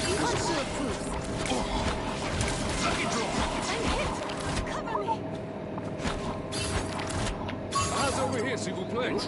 And that they could care less about reusing waste for electricity. Indeed. But even if proliferation concerns were addressed, which they very much are not, there are still more practical problems with reprocessing that I don't think the public knows about. To me, it looks like most of the public support for reprocessing is predicated on the perceived risk of nuclear waste itself, and that reprocessing will somehow get rid of it all. To be clear, reprocessing does not get rid of nuclear waste. It just uses it for something else. In fact, reprocessing does not eliminate any of the radioactive material in spent fuel. There will always be leftover fission products, and highly radioactive waste will have to be stored somewhere, which is another problem that society can't agree on. And if you don't like nuclear waste as it is right now, sitting on concrete pads and magical concrete cylinders in the middle of nowhere, then you're really not going to like the painstaking, multi-decade process of removing it from those casks and shipping it around your country for reprocessing and go back to reactors on your roads and railways. Do I think that nuclear waste handled and transported in this way would be a new radiological threat? No. Millions of shipments of much hotter stuff happen every year. What I do worry about is that the support for reprocessing is misunderstanding what it actually is and not necessarily sense of attention, which the public deserves to say. As Ross Maskin-Bridger, Senior Director of Nuclear Material Security at the Nuclear Threat Initiative says, quote, yes, you could go through a very expensive, messy, and unsecure process to extract and reduce this material, but why would you do that if it's messy and dangerous and you can accomplish the same goals that you're after just by using more uranium? Why would you do that has not been definitively answered like it has been for other nuclear technologies. As the Harvard Kennedy School put it in their report on the economics of reprocessing, quote, given the costs outlined, the significant proliferation concerns, the availability of safe, storage technology, the clearly rests on those in favor of reprocessing in the near term. Now, I know what some of you fellow nukies might be thinking at this point. What about countries like France that have been successfully reprocessed fuel for decades? Well, if you leave, we already have A lot of those countries have not been very economically successful with reprocessing. Look, nuclear reprocessing is not a bad idea. It's not. It's a very good idea. It just requires a lot of advanced reactor technology and infrastructure that most countries do not have and have never built. We're just not at the point where we utilize every single atom in a fuel assembly. And again, I think that most of the gung-ho support behind this idea is based on the idea that nuclear waste is a huge problem. It's not. We need nuclear, but we need to do it sensibly and practically, not just fling buzzwords around like high-energy neutrons, okay? So, nuclear recycling is actually nuclear reprocessing. And that's a lot harder. Just want to make sure that you can have a technically accurate conversation about this. This kind of conversation. Until next time. Never fall! That's a weird way of saying charity work. Us against the world! I wouldn't stop like that. It's fighting time! Where is that?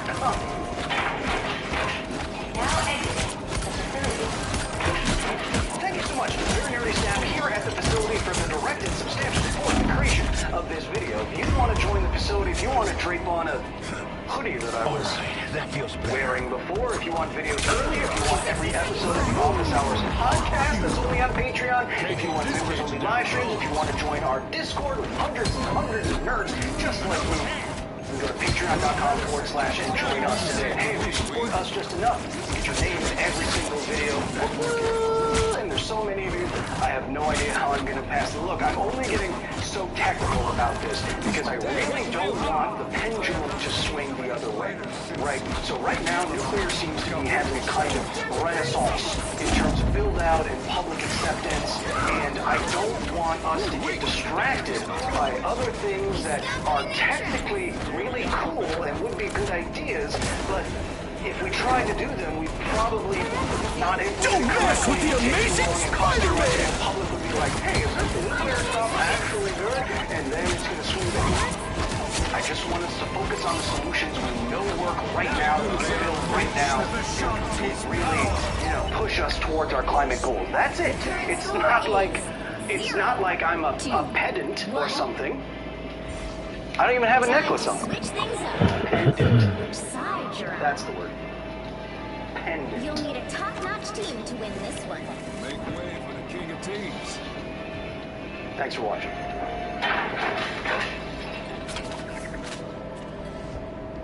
Okay, let's move out.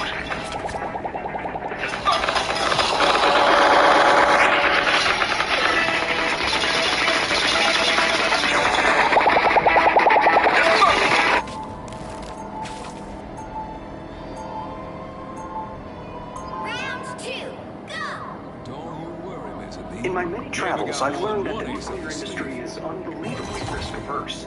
Safety culture is the culture. That's a good thing when you work with such energetic infrastructure. The emphasis on safety above all else is also surely exacerbated by what was, only until very recently, the worst PR record of any industry ever. Today, nuclear is finally looking up from what I've been told was a kind of informal, keep your head down, pay no attention to us policy. However, it's bringing with it a relic, a part of safety culture that is actually too safe to be practical, at a time when a new reactor seems to be commissioned every day. Nuclear scientists and engineers will say it to themselves in journals, and will whisper it to me off the record. What the public doesn't know is that the fundamental assumption of radiation safety, and therefore nuclear regulation, simply isn't true. And this lie is holding us back.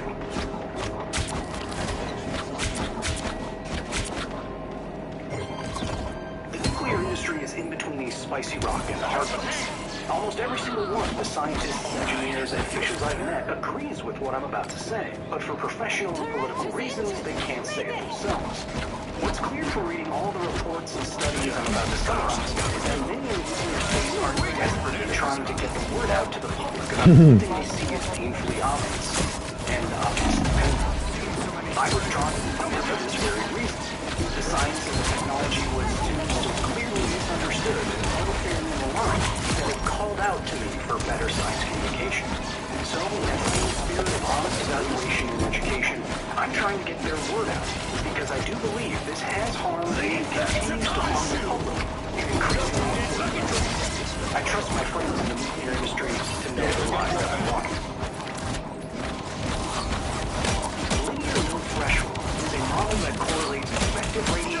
human tissue with incidence of cancer. It is unlimited, which means starting from zero dose, any amount of radiation received proportionately increases the rate of tumor development. Less at low doses, more at higher doses. It has no threshold, distinguishing it from other models that only begin the relationship above a certain threshold of dose. In nuclear regulatory radiation protection all over the world, linear no threshold is the law of the land. It, quote, was adopted by national and international advisory bodies in the 1950s and has guided radiation protection policies worldwide.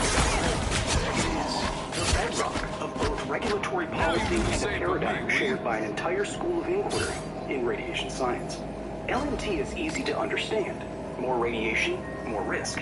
It's also easy to put into regulatory practice. Since any radiation is harmful, make your technology, your medical imaging device, or power plant as atomically quiet as possible. Make any potential dose as low as reasonably achievable or alarmed. The simplicity of LNT and its corollary Armed and dangerous!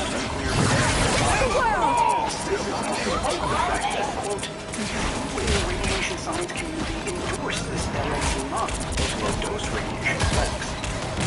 The foundational data sets for linear threshold come from the only case we have of large populations of people getting hit with large doses of radiation. The atomic bomb survivors in Hiroshima and Nagasaki. With large doses the Japanese endured, LNT works. The risk does increase linearly. However, what makes this model maybe the most controversial topic in all of nuclear is that the straight line was drawn for survivors of weapons of mass destruction. What about down here? For humans that weren't unlucky enough to be in Japan in 1940. For those of us with radon in our basements. Or those of us who get a CT scan, travel on planes, or live in a high elevation city. What about low doses? Where's the data on that? Over the decades, LNT and OLARA have encouraged lower and lower recommended rates for both the nuclear industry and public. Without knowing anything else, this doesn't seem like a problem. Governments and organizations around the world are learning more and more about radiation at most and are adjusting accordingly, right? Actually, no. This trend is not based on observed harms or biological realities, and this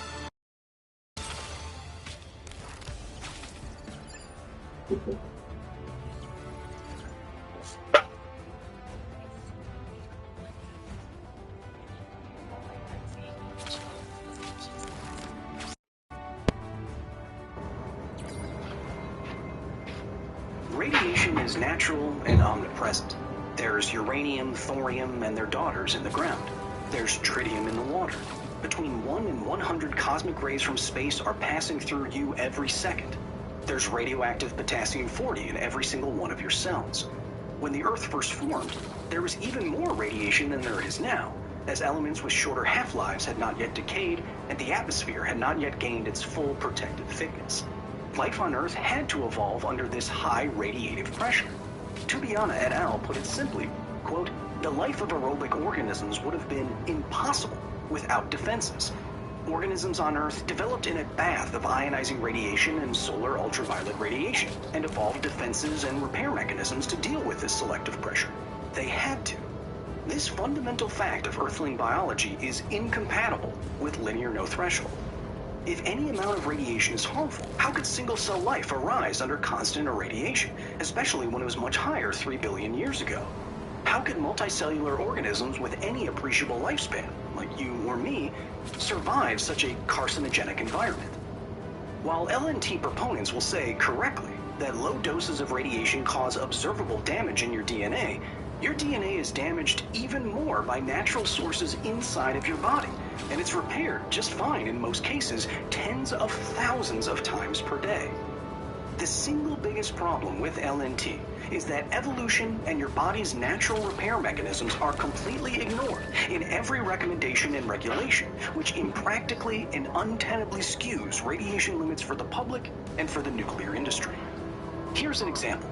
Most of you will have seen a chart like this. Recommended levels of radiation not to exceed per year or even per career or per lifetime. When I was first learning about radiation, this naturally made me think that if money is cute, and therefore there was some absolute limit on the amount of, say, walking around the low-dose areas of Chernobyl that I could do. Indeed.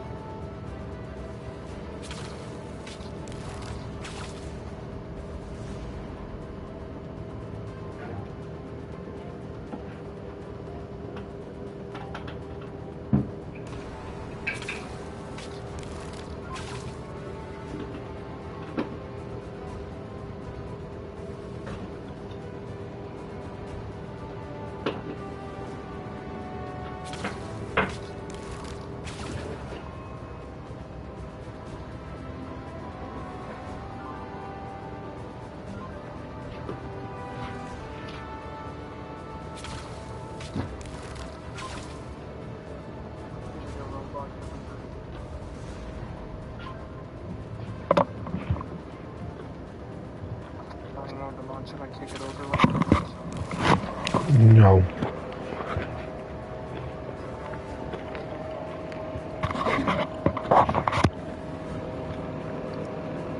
Eat it.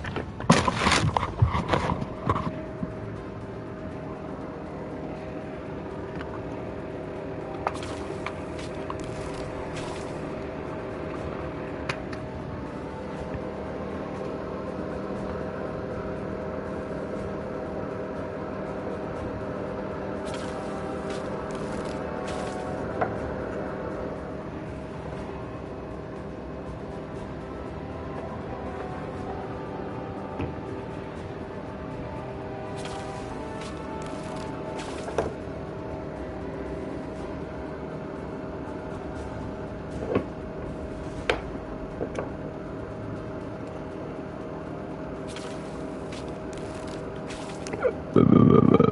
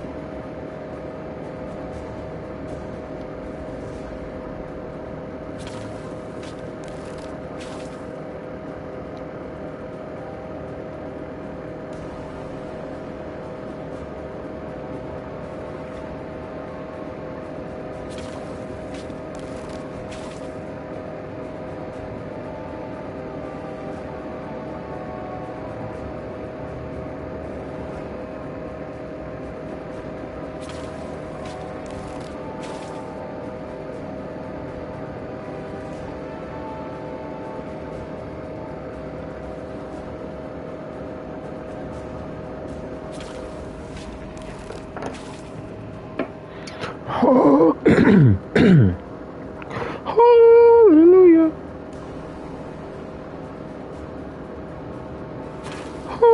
Hallelujah. Hallelujah.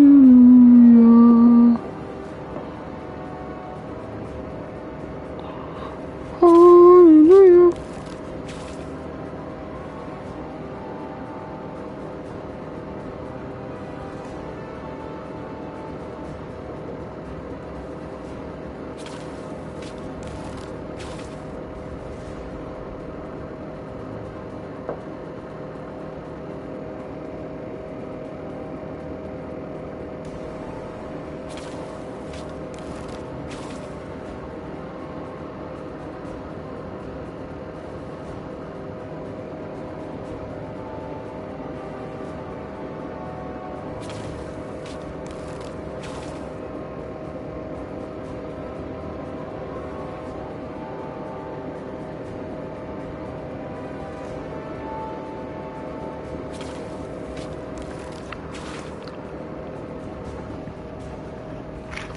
Hallelujah. Ow, my foot.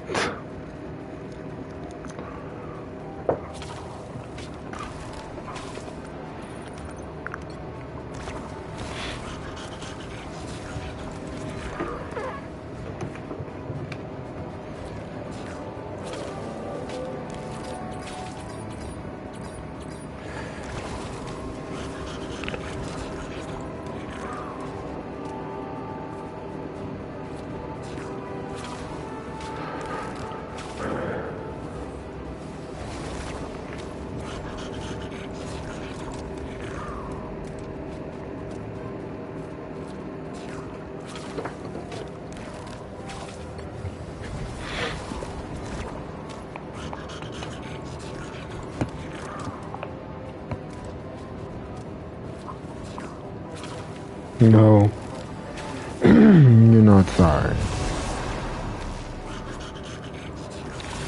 Yeah, exactly.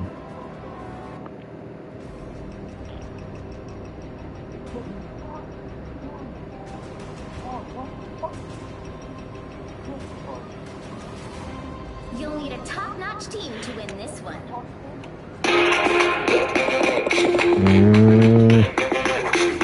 Detox Timber.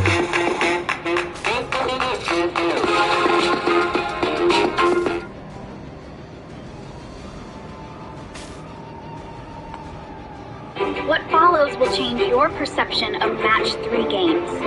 You've probably never played some... Welcome back to a series so cinema. We've reached episode 300.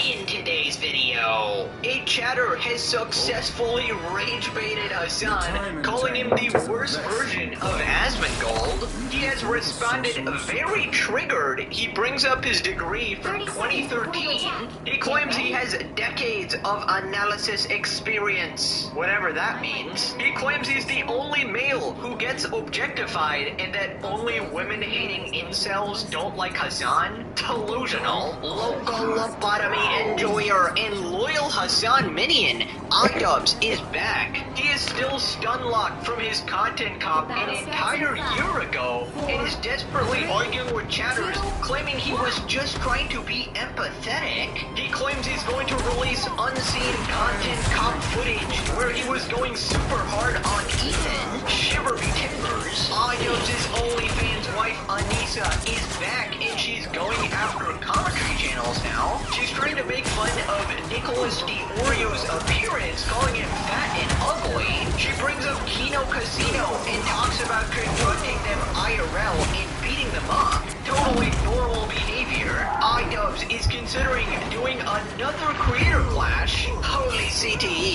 People have brought up the tragic reality of life path between two friends. Subscribe to continue the legendary series for all of 2026. Imagine. Surely there's no way Hassan and the squad continue being that dumb. Surely I finally get a vacation. Stay tuned to find out.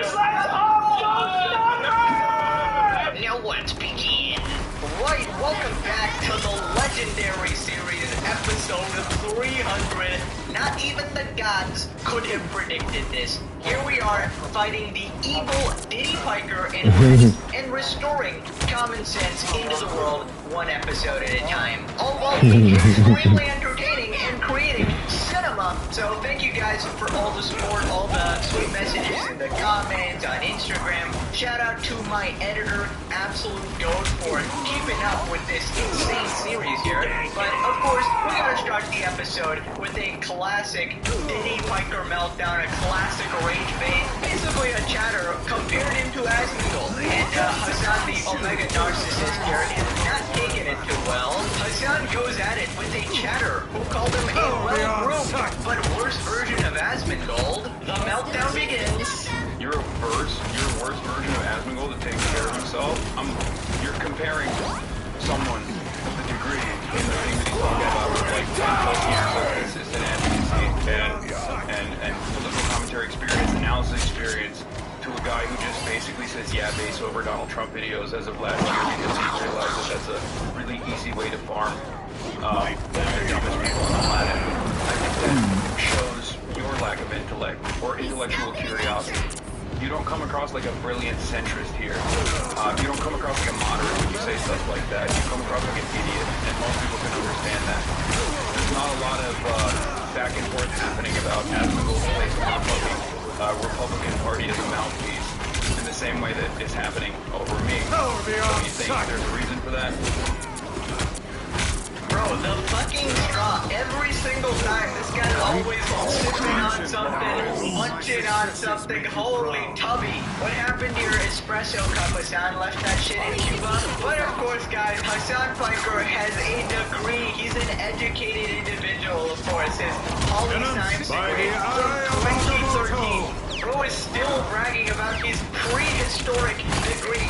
Buddy, your classmate was a Neanderthal. Your teacher was a T-Rex. You probably had to hunt animals with tools back then. How are you still fucking holding on to this degree from over a decade ago? Weren't you literally defending the New York City mayor's wife, saying, oh, she said the N-word a decade ago, that doesn't count. And here you are going, oh yeah, my degree from a decade ago, that totally counts, right? So like, make up your mind, buddy. And the funny thing is, I literally said last video, I predicted that he's going to bring up his fucking degree again, bro, every single time.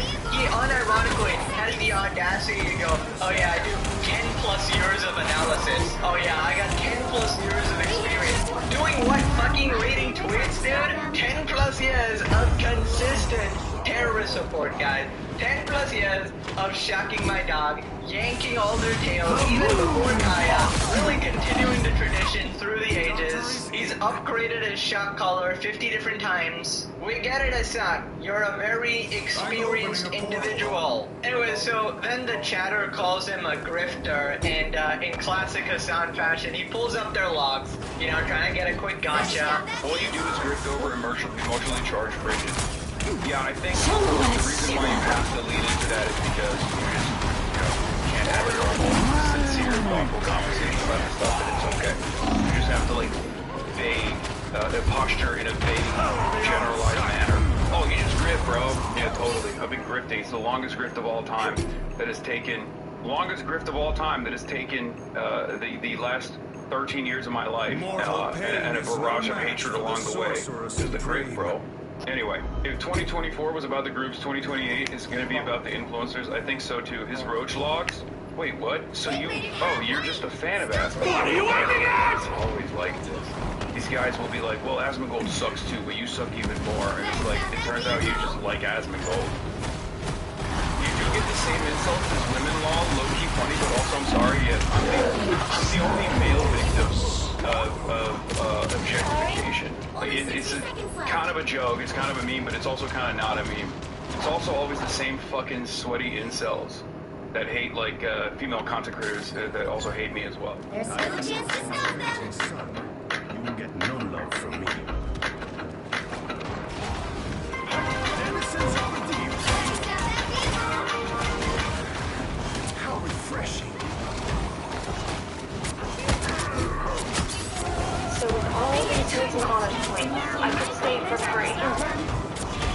With all the Historia and movies? Yep. Help Honors, babe. Ooh, what about the canopy of hair? Babe, Help Honors. How long has that been there? And there's no blackout dates. Help Honors, baby.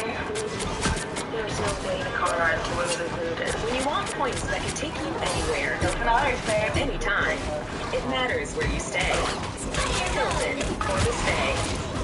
Hate me as well. Whoa, Hassan, these are some advanced strategies. Bro took this straight out of Casey Tron's playbook.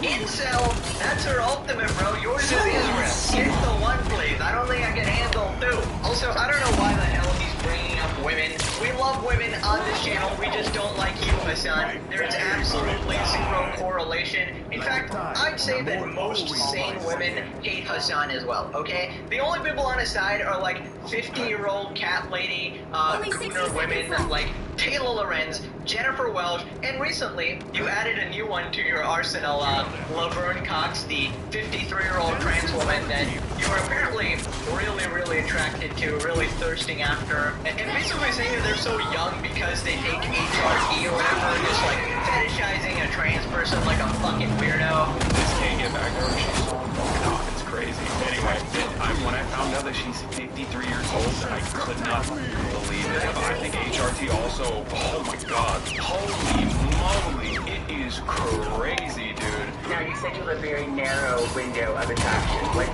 is that narrow window? I can't say.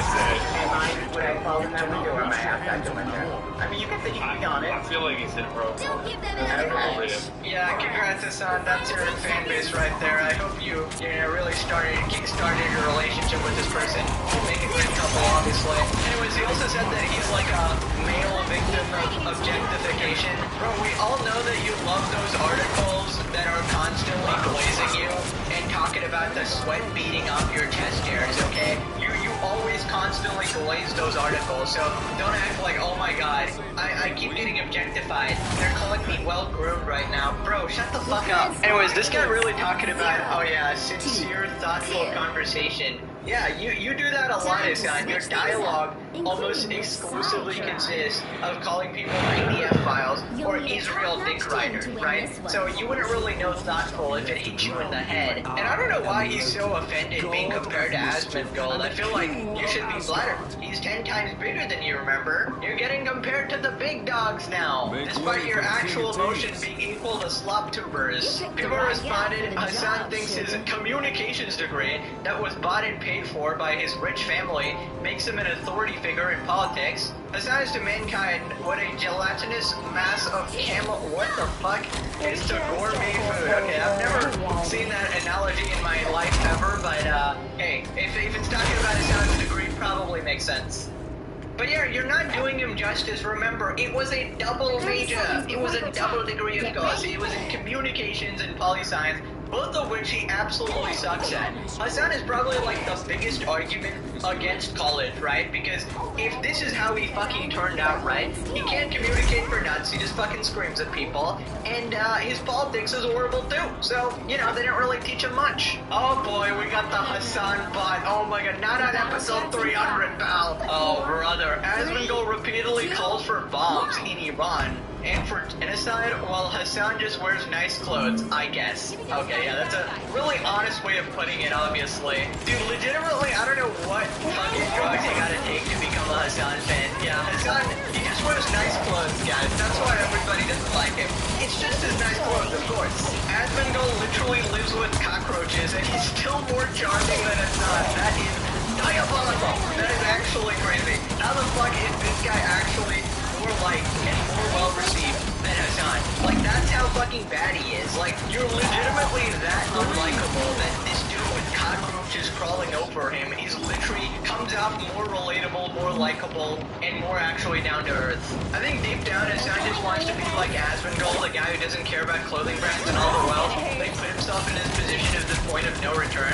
Well, I think that's dumb because, like, nobody's forcing him to fucking go to Cuba and flex on poor people, right? Like, I don't think his audience would care if he was wearing a 5,000 designer fucking shirt or anything, you know?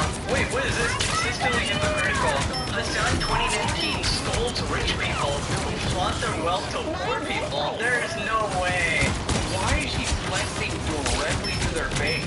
See, this is like, this is a wealthy or just sociopath, dude. Like, all of them. Like, after a certain point of wealth, like, you've got to be like, how do you not feel disgusting telling them all of this information? They're asking. Yeah, I know they ask. You don't tell them, okay? Why is she telling them? Because it's part of the show.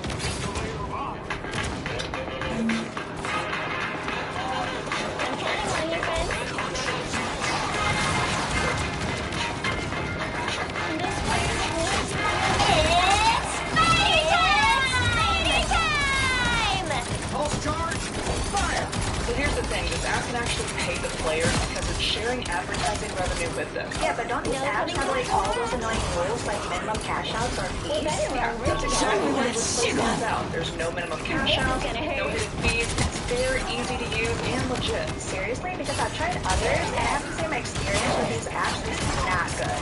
Right, as someone who uses those so-called money-making apps, I can tell you that 90% of them never actually let you get paid out of them. But this one's different. Okay, but is this gonna eat up all my free time? I mean, it depends on you. I literally just play casually. 5 minutes here, 10 minutes there, and the cash balance stacks up in the background. Oh, okay. And does it actually pay? Like actual cash and get spent? Yeah, straight by PayPal. Or you can pick up gift cards like Amazon, Walmart, or Target. No weird crypto wallets or stuff like that. Alright, so what was it called again? Just Play? Just Play, right. You better not disappoint me, Just Play. I think they also have this big promotion coming up where they're boosting payouts for a limited time period, so you got perfect timing actually. For now. You're up, little one. That boost. Extra shielding. Yes, please. Mine's in place. I know. Even when they ask, you probably shouldn't tell them. Are you fucking crazy? Oh my god, what have you become, Hassan? 2019 Hassan would be absolutely ashamed.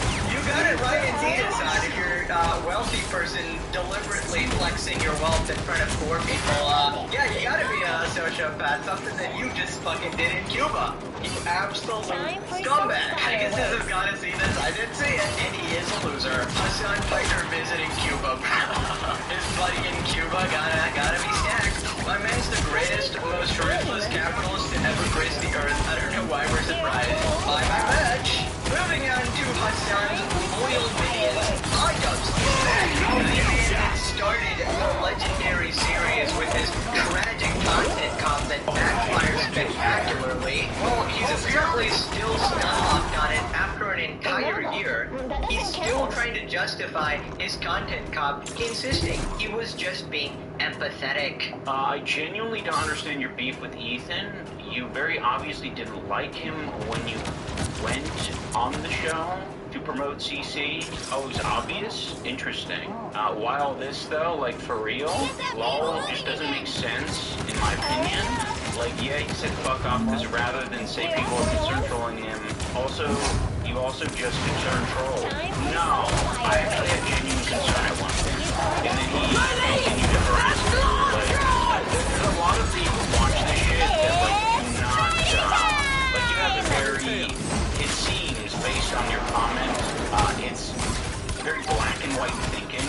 Like, genuinely, when I made the content comp, like, that was something that I would hope the best for him. At this point, with the continued harassment and him not, like, reflecting on any of it, it's like, no, I don't care a lot. I had a lot more care and a lot more empathy in my heart for him when I made the video. Of course, iDubbbz and his unlimited empathy. Guys, I was just wishing the best for him. That's why I decided to collab with his worst enemies and try to ruin his life with my 7 million view content cop video. By the way, your career is really hanging off a thread right now, man. You just went to shit. But yeah, guys, don't you know how empathetic it is to, justify CPS calling his kids? Actually, he's even more empathetic now when he openly implies that Ethan is a pedo who touches his own children. Literally a completely baseless accusation, which is just meant to smear him, and iDubbbz highlights his honest fame while being regarded as a dragon or some shit. Anyway, so a chatter calls him out saying that's obviously not empathetic, and he responds saying he's going to release the rest of the content cop. Apparently there was some other stuff that he didn't release before. I don't know, that's not how anyone I know would express empathy on anyone I know. Of course not, because you're not on the internet interacting with a performer who is harassing you publicly. So, of course, that's not how anyone in your life would express empathy. Like, it's, like, unique circumstances call for unique solutions. Obviously, it didn't end up being a solution, but it did end up being a solution because I wanted to make it clear where I stood, and I wanted to make it clear that I will not be bullied by this demented guy, and I achieved that. I said, yeah, I'm not going to fucking bend over for you, loser. The content cop was pretty tame in comparison to your other ones. You showed yourself being vulnerable and and all that took away from it is that you were insulting him. Yeah. No, there was, I may end up putting it out at some point. There were bits that we cut out of the content cop because I thought they were too unfair and cruel. I kind of regret cutting those out now because I'm like, oh shit, I should have gone harder. Wow, really? So there was more of the content cop that you actually cut out.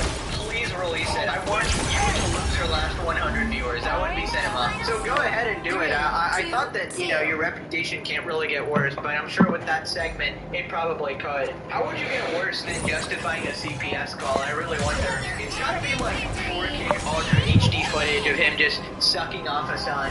Or maybe being cuffed, just watching from the corner of her hotel room. Exclusively on his wife's OnlyFans. They bumped up the price from $5 to $7. Anyway, so then iDubbbz admits that they are so irrelevant and they get the most viewers when they actually respond to drama. So when they respond to like Ethan and the SlothTubers, right? And the funniest part is he doesn't understand that these are hate watchers. So that temporary boost in views is just people looking at the train wreck that is your life.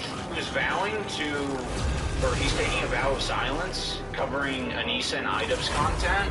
What the hell happened? I thought he was going to harass us at the time. What happened to the confidence? My wife scared you? I genuinely think Anissa scares the shit out of Ethan. She is so much quicker and just fucking hits the nail on the head every time. He said the same thing about Hassan, but it's back to his regular scheduled harassment like 3 days later. I know.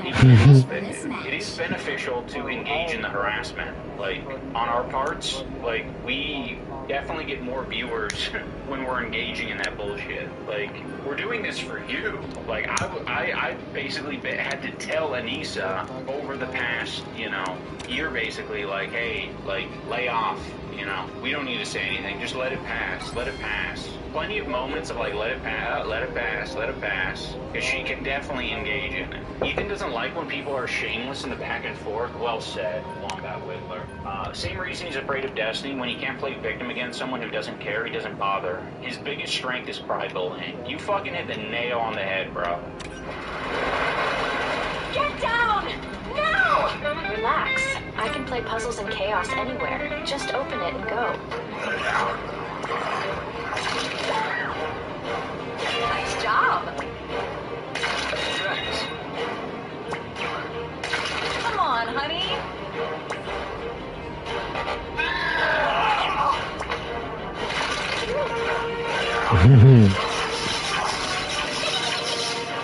You'll need a top-notch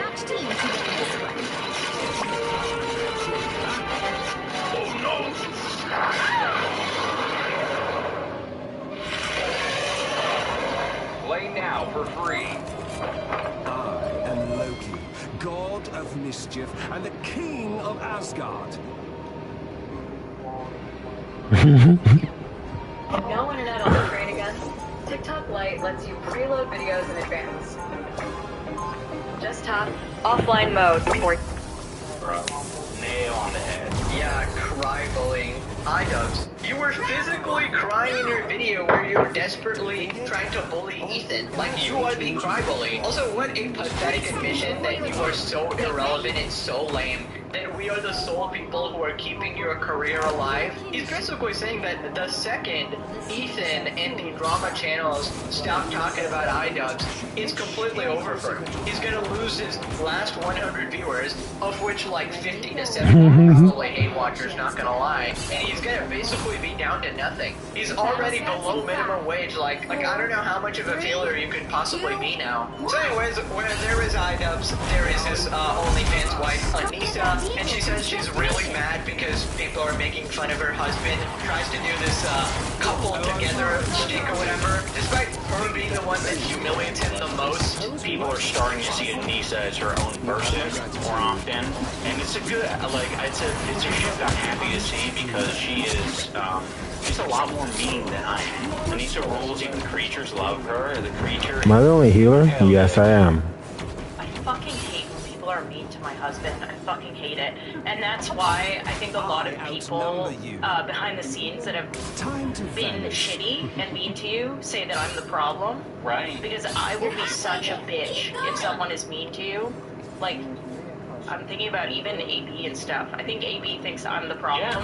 Because I didn't like that he was disrespecting you by playing victim card and making you feel bad for him. And so I was fucking mean. Yeah. I mean, it's the dynamics in a lot of relationships, and I think a lot of people can relate to that. Yeah. It's like, Yeah, I do that sometimes. advocate, he's your partner, and there's a lot of those dynamics where, you know, one of the partners is necessarily more quiet and more willing to listen. Yeah, I think the word is cucked, iDubbbz, or cucked. And I feel like nobody has the dynamic that you and Anissa have, right? It's a very special, unique dynamic where you get consistently cucked, right? Because you're a pathetic husk of a man, literally raped from the Game of Thrones, emasculated soy boy, and you have this demon of a wife who's constantly abusing her power, trying to turn you into another human being, the White Hassan, constantly degrading you, humiliating you, talking about how your breath stinks, how you shit yourself, how she doesn't want kids with you because they look like you, about how you aren't attractive to straight women, but Hassan is attractive to everybody.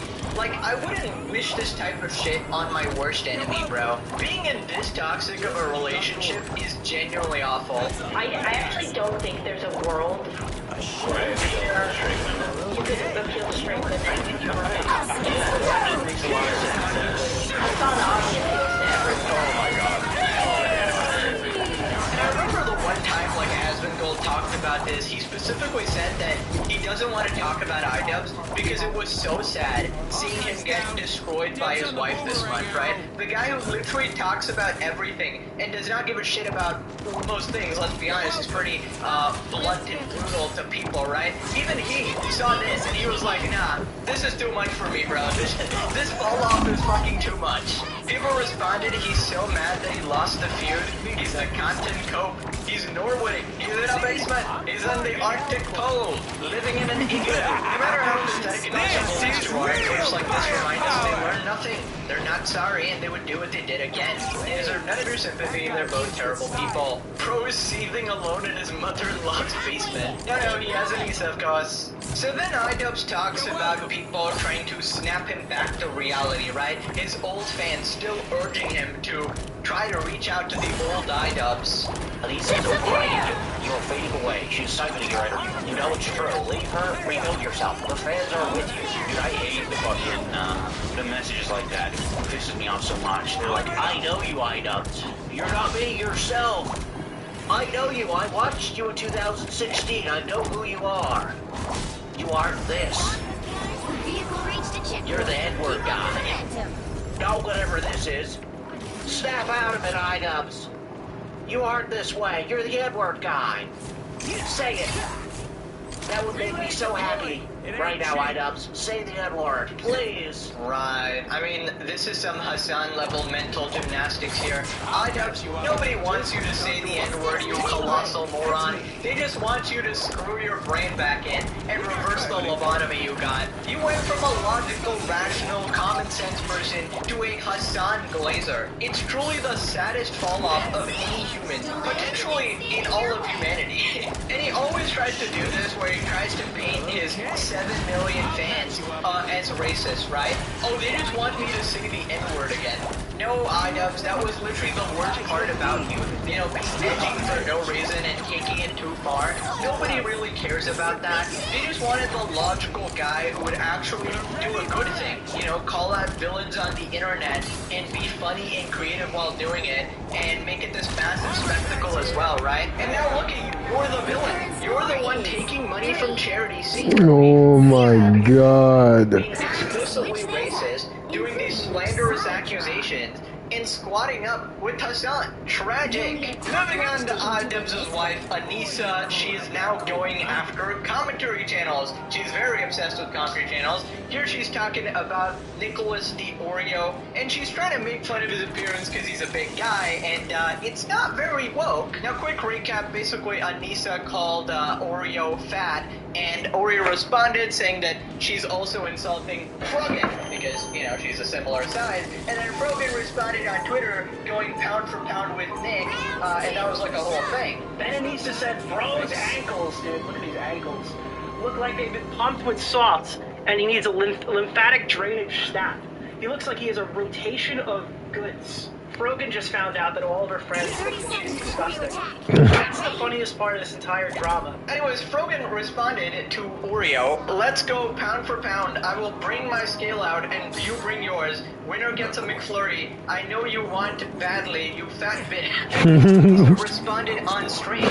Nicholas Dioreo's face is so puffy that even though he lost 100 pounds, he still looks like the moon emoji. No, for real, these motherfuckers are so corny. And he's I'm sorry, I'm just gonna say it. He's ugly. Somebody posted, because he has lost weight, which great for him. I'm so proud of you. But his face looks the same. It's so unfortunate for him. So I recommend less salt, because I think that might help. I don't know. But yeah, so it was just like, it was a fun week, because I never really paid attention to him. Like, I knew I think he's made like 80 videos on me or something, or me and Ian. What, brother? Yeah, I don't know how to help that. You can't help that. The face is unfixable, yeah. And the voice, I don't know what's going on with that. I don't know how old he is, but he's yeah. So, I mean, good for him that he lost the weight. I just don't think it fixed the problem, unfortunately for him. So, you're funding his DoorDash order. He does, well, he seems like a chicken nugget only type of guy, so at least it's cheap. He can really extend it out. That's so nice. He's 29? No, he's not. Shut the fuck up. I saw people thirsting over him on the H3 subreddit, and somebody said he had 3 dogs. Brother, I saw his hip mobility. He looks like he walks like 5 steps a day. Is he not walking those dogs? I saw that waddle, bro. I don't know. I don't know if I believe it.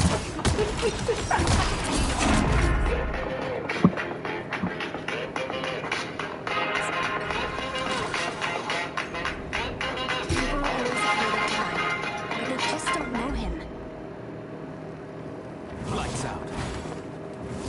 My time to shine.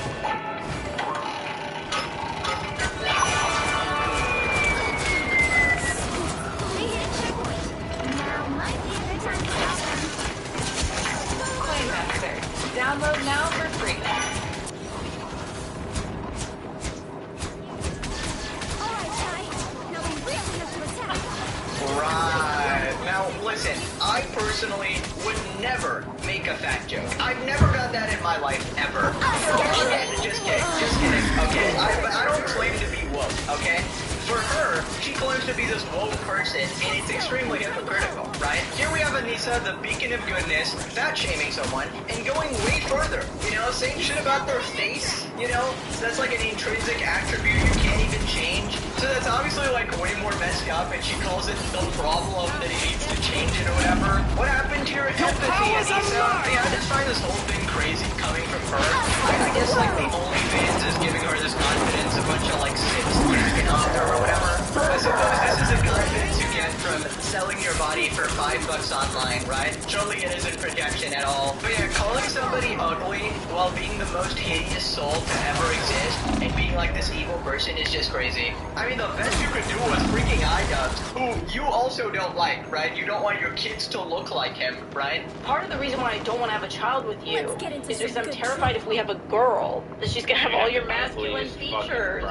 Also, personally, I think the tattoos really suck, okay? But I'm no tattoo expert or whatever. And I don't know why she's laughing that this guy is supposedly 29 or whatever. You're 32, right? And your husband's even older. So, like, what the fuck? Aren't you supposed to be, like, more mature and shit? Like, the whole spiel is you can make fun of people who are, like, way older than you, right? And not when they're younger than you. Or, like, not when you're Hassan and you're making fun of Asmongold, who's literally the same age as you, right? It's like, that doesn't work, right? Anyways, turns out she's going after all of the commentary channels. This time she's talking about Kino Casino. And I think this is, like, a legitimate threat, like IRL. Well, he knows that you're a Kino Casino enjoyer. Yeah. You kept saying, like, well, you said it, like, in 3 different ways, like, you're kind of nice guy. Can you forgive him? What about forgiving him? Yeah. And I'm just like, nah, dude. Yeah. It's on site. Yeah, it would be on site. No, I also said it's on site. Again! It's on site. Sorry. And I know that Ashton could run me. Correct. Okay? I fucking jumped on his back and started ripping his hair. Get there. Yes. One of them does it. I started ripping his hair out, and I would eat it. What up, John Bingo? I kick out his back of his knee, and I know the other ones get knocked out of him. True. Broken brain. Yeah, like, if he got knocked down in like 5 seconds. How does that make you sus? It's how defensive you are right now. That's what makes you sus. I was simply asking. And we live in Canada, so they better look out. I'll go to Mississauga. I'll snip them out. I know I could probably find the Baker Trail. Right, so what does on-site mean? Doesn't that mean that you're gonna beat them up IRL? Dude, what the hell is wrong with you? Like, all the Hassan orbiters do this shit. They lose the argument online, and they're so pathetic, they start putting bounties IRL. Oh yeah, 100k to make this person disappear. Oh yeah, TwitchCon, it's on site. And here we have Anissa essentially saying that she's going to chase them down and beat them up. Like, I feel like this shit is a threat, right? Like, you gotta be arrested or something, or at least investigated. I mean, this is not surprising coming from Anissa. She said a while back that she was gonna confront commentary channels IRL and make them cry. Against the world that are looking at this right now, I know that you would cry if I said something to you in real life. I know you would cry. I've gotten into one of these YouTubers in real life, and you have cried. Yeah, Anissa, I'm still waiting for that one. Although, you probably won't be able to afford the international flight though, because you're kind of broke, right? Maybe if you have like an exclusive premium on your OnlyFans or something, you might be able to fundraise to actually travel. But yeah, just perpetually molding, man. People responded, it's so fascinating how viscerally unlikable she is. Her and iDubbbz are meant for each other. Match made in heaven. I've seen a couple of videos of Kino Casino stream and I don't even know their names. How can she say the only time she's seen them is from clips from the Content Cop and knows them by their name and apparently which province of Canada they're from? Yeah, she's really invested. I literally have no idea what their names are or anything. I've never seen them pop up on my YouTube feed, even though I'm so much into the drama sphere. Maybe because I don't watch like iDubbbz and Anissa content or whatever, but it's crazy. You really have to be deep in the weeds here to actually know all this shit and all this lore, right? So yeah, that's what I'm saying. These people are like searching up their names, watching every single video about them, which is probably a recipe for disaster. Maybe if they like took some of the criticism, like if they watch the legendary series, of course your souls can be healed, but yeah, it doesn't seem like you're taking too much from it. I'm currently offline, I'm barely on the internet, yet have the ability to talking length about every single person that makes fun of them in the slightest. She's the best. Didn't she say fat shaming was wrong? I mean, all of these people are hypocrites, let's be honest. Like, they only have these rules because, oh, it's their friends or whatever. Like, Hassan will be, oh my god, you're being so mean to Frogan. But if it's somebody he doesn't like, oh my god, I'll just use a slander them, I'll just make fun of them, it just doesn't matter, right? It's just rules for the video, not for me. Moving on to iDubbbz, talking about starting another creator clash. I mean, this is like the worst idea ever, bro. I'll just give it up. How many more times do you need to mess up a charity event, bro? Looks like the CT wasn't enough to discourage the idea. iDubbbz would like to do another creator clash type of event. How they both creator clashes. There's most of my bird have my older brother bro, you got a boss again. And hear that old jump. I would like to. I would figure it out, man. I honestly think the best way to do another creator clash is just do that. Have it be like a really cheap, fucked up backyard brawl type thing. A smoker. They call it a smoker. Yeah, it's great. But sometimes like G7's fine. Don't panic. Sometimes you have to mod the chat. Yeah, that's much better. Do you want a 240p camera? Yeah, I was thinking very similar to the original Fusi 2 versus Slim fight. That one had like terrible audio quality, but it was authentic, it was real. And the terrible video quality. Creator hockey, we were talking about that. Yeah, creator curling. I was invited to do curling with Ginger Bale sometime. I might wait to next season, next year, to do some curling. We've been busy with Dean.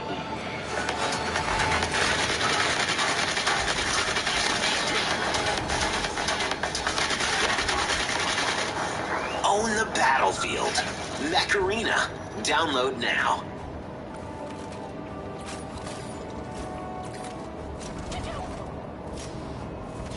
So here's the thing. This app can pay the players because it's sharing advertising revenue with them. Yeah, but don't these apps have all those annoying rules like minimum cash outs or fees? That's exactly right. Just Play stands out. No minimum cash outs, no hidden fees. It's fair, easy to use, and legit. Seriously? Because I have tried others, and I have to say my experience with those apps was not good. Right. As someone who tested dozens of these so-called money-making apps, I can tell you that 90% of them never let you get paid out of them. But this one's different. Okay, but is this going to eat up all my free time? It depends on you. I literally just play casually. 5 minutes here, 10 minutes there. The cash balance stacks up in the background. Fine, but does it actually pay? Like actual cash I can spend? Yep, straight to your PayPal, or you can pick gift cards like Amazon, Walmart, or Target.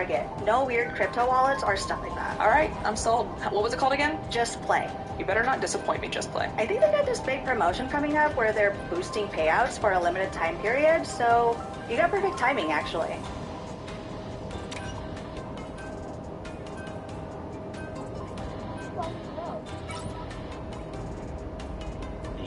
Right, I mean, surely you're just gonna go back to basics. Bro, I don't think you get like a 4th or 5th chance. Like, you're basically gonna get no support this time.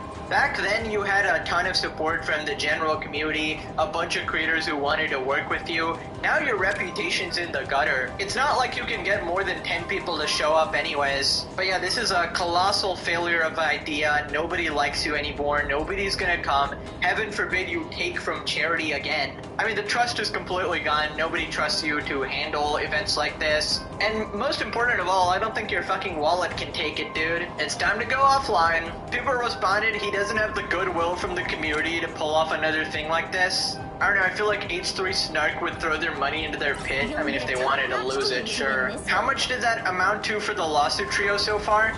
I think nearly 200k at this point, since Denims needed to double dip and start a second fundraiser. Yeah, they started all these fucking GoFundMes, right, for the lawsuit, which is all gonna end up going to Ethan. One of them has already gone to Ethan. So it's funny, he's directly rinsing these Redditors, right? Please God, let this happen. It would be so funny, bro. The amount of content I'd get from Creator Clash 4, holy shit. That's at least another 10 episodes. Time to scam sick kids again. Yeah, when you put it like that, it's even more fucked up.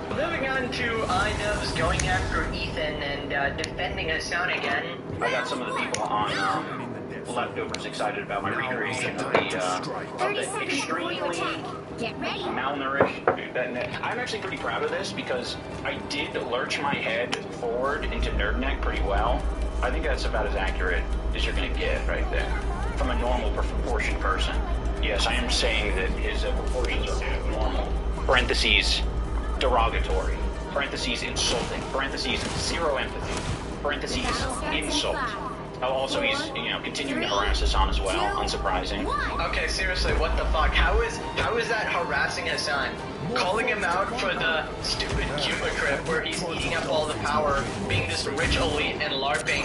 How is that harassment? That is literally just exposing what he did. That is literally just criticizing him. And this kind of just exposes what iDubbbz thinks about this, right? Criticism equals harassment. 2016 iDubbbz crying real tears right now. Anyways, people pointed out the two paths in life. This is genuinely freaking depressing, man. Felix Schellberg in 2026, and we got PewDiePie with his kid, just having the time of his life. And then we got Ian and Jumha in 2026. The miserable couple. This basically shows you the path in life. Legendary series at the top, and Hassan supporter at the bottom. Choose wisely.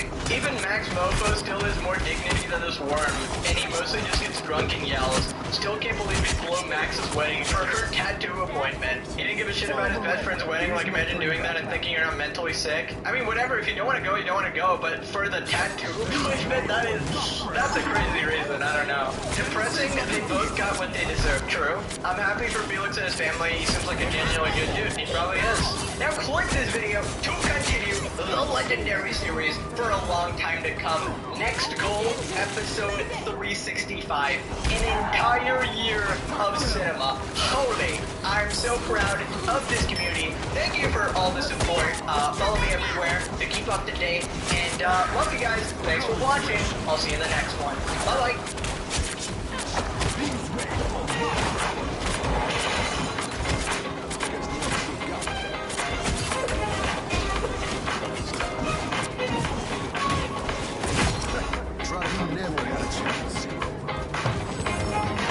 Vehicle reached a checkpoint. Keep up the momentum.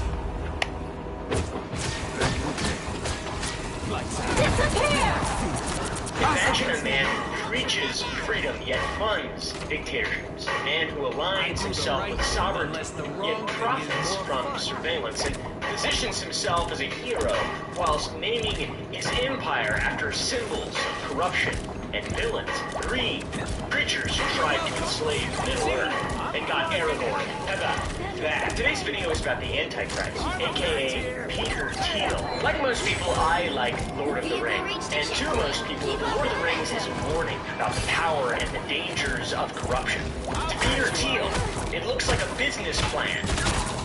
He read those books and watched those movies and didn't think to himself, maybe this is a Christian allegory. His story told us all is humanity itself. He looked at it and saw he looked at it and saw something totally different, man. It's like monkey business and horseplay. Same thing, two different perspectives. Peter Thiel may or may not be the Antichrist. He is a German-born billionaire who helped create PayPal. He's one of these bald guys in this photo with Elon Musk. And since then, he spent 2 decades building an empire that systematically contradicts his self-proclaimed libertarian values, or at least it seems to. He claims freedom and democracy are incompatible while funding the surveillance state of an actual dystopian nightmare. He himself is an immigrant that funds candidates and funds tools that aggressively pursue surveillance for the cause of immigration enforcement. He calls other people Satan and satanic cats while so literally embodying villains himself. Look at him sweat in this interview.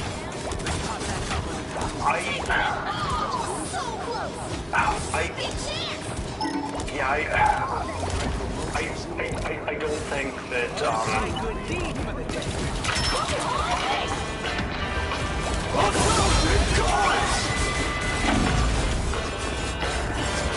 Against the world!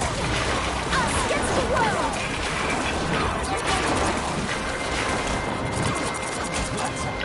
So those are some of Peter Thiel's contradictions, and they do matter, I would say, because he wields enormous influence. And he's not even a self-proclaimed influencer like myself. Rava has spent tens of millions of dollars in political donations since 2012. He's actively trying to influence our system. His surveillance company, which tracks Americans, and now has a market cap of $400 billion. That's right, $1 trillion. You've probably also seen people referring to J.D. Vance as his protege, following Vance's previous employment at one of Peter Thiel's Antichrist firms, I think he calls them, where they do their best to manufacture the Antichrist. He also has close ties with Curtis Yarvin, a fella that believes a CEO dictator should rule the United States. 3, 2, 0. Time to switch things up, including which side you're on. You'll need a top-notch team to win this. Those who oppose me shall live to drown in their wake.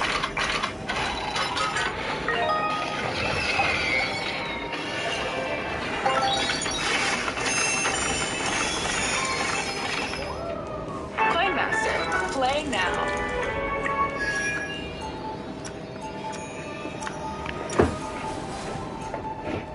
Round 2, go! You are in the presence of royalty. You would be wise to show some respect.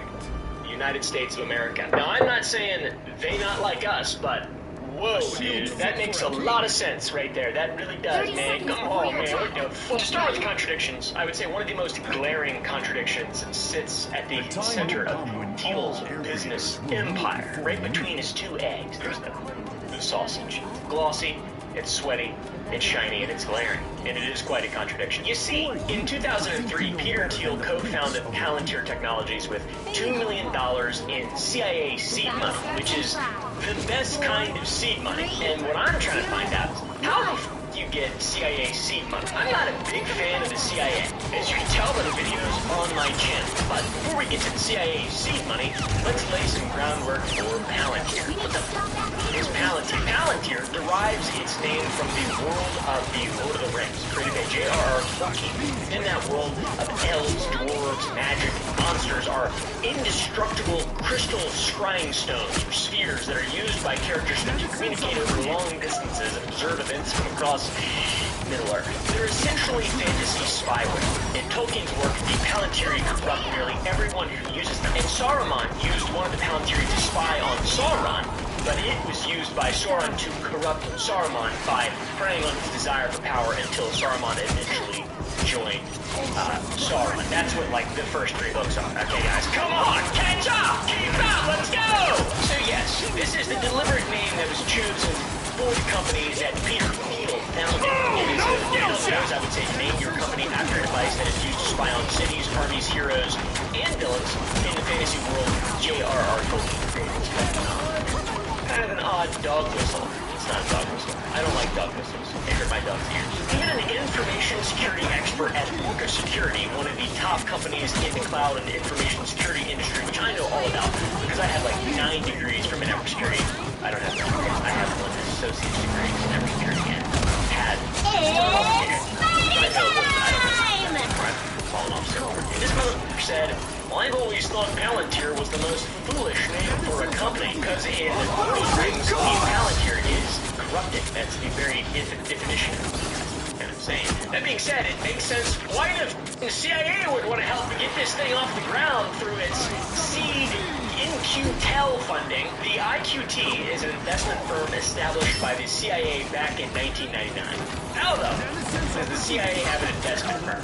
Now, in 2025, the IQT isn't technically a part of the government or the CIA, but it might be. Let's be real, it is, for sure. The Department of Homeland Security Science and Technology Directorate has a page dedicated to its work with IQT. IQT as well as the broader intelligence and defense itself. It's like an Epstein type gimmick here. It calls the IQT a not-for-profit strategic investor that government intelligence and defense communities have relied upon for nearly 25 years to anticipate their technology questions and needs, provide technological expertise, and make strategic investments to strengthen the security of the U.S. and its allies, namely Israel. I didn't say that, I made that up.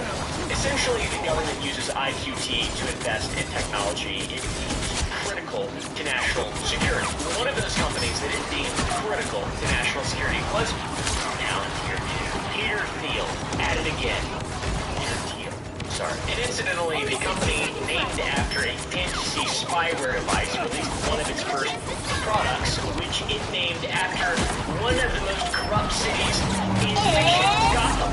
Gotham. You know, Gotham, the city that represents the era of history in America where mob bosses ran everything, like Chicago in real life, Brooklyn, politicians, police, everybody was under the thumb of the mob. So we got Palantir and Gotham. Hey man, that's pretty cool. I also like Tolkien's Batman. But I don't have a mass surveillance. The amount of parallels between shady fictional lore and the companies and products that Peter Thiel designs is pretty crazy, and it just doesn't stop. You see, Gotham is also a tool for intelligence agencies and clandestine organizations. It's an AI spyware tool that turns a massive amount of data to identify threats and link them to larger networks. The DoD, FBI, other global defense and law enforcement agencies use it to link seemingly random pieces of information to identify people. That's why we stop so many of these horrible tragedies before they start. Gotham website touts it as AI-driven combat superiority that can make your software a weapons system. How it does that is by sifting through social media posts, satellite imagery, banking information, public records, documentation, or really whatever else you can feed it, and then piecing together parts of that puzzle for identification of bad guys. There's a quote endorsing the product on the website that comes from former U.S. Secretary of Defense Bulldog Mattis, James Mattis. God bless the United States Marine Corps. Palantir came up with groundbreaking technologies that can help us make better decisions in combat zones. You're giving us advantages right now that we need. So this AI is deemed acceptable for developing tactics in combat zones, but when Major General William Hank Taylor recently revealed he uses ChatGPT to create models and aid in decision-making when talking about war, it's not okay when he does it.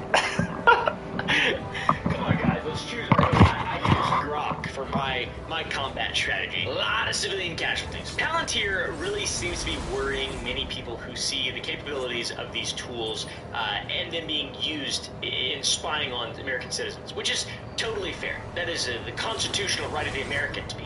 Here's the thing, this app can actually pay the players because it's sharing advertising revenue with them. Yeah, but don't these apps have like all those annoying rules like minimum cash outs or fees? Yeah, that's exactly why Just Play stands out. There's no minimum cash outs, no hidden fees, it's fair, easy to use, and legit. Seriously? Because I've tried others, and I have to say my experience with these apps was not good. Right, as someone who has tested dozens of those so-called money-making apps, I can tell you that 90% of them never actually let you get paid out of them. But this one's different. Okay, but is this gonna eat up all my free time? I mean, it depends on you. I literally just play casually. 5 minutes here, 10 minutes there, and the cash balance stacks up in the background. Oh, okay. And does it actually pay? Like actual cash I can spend? Yeah, straight to my PayPal.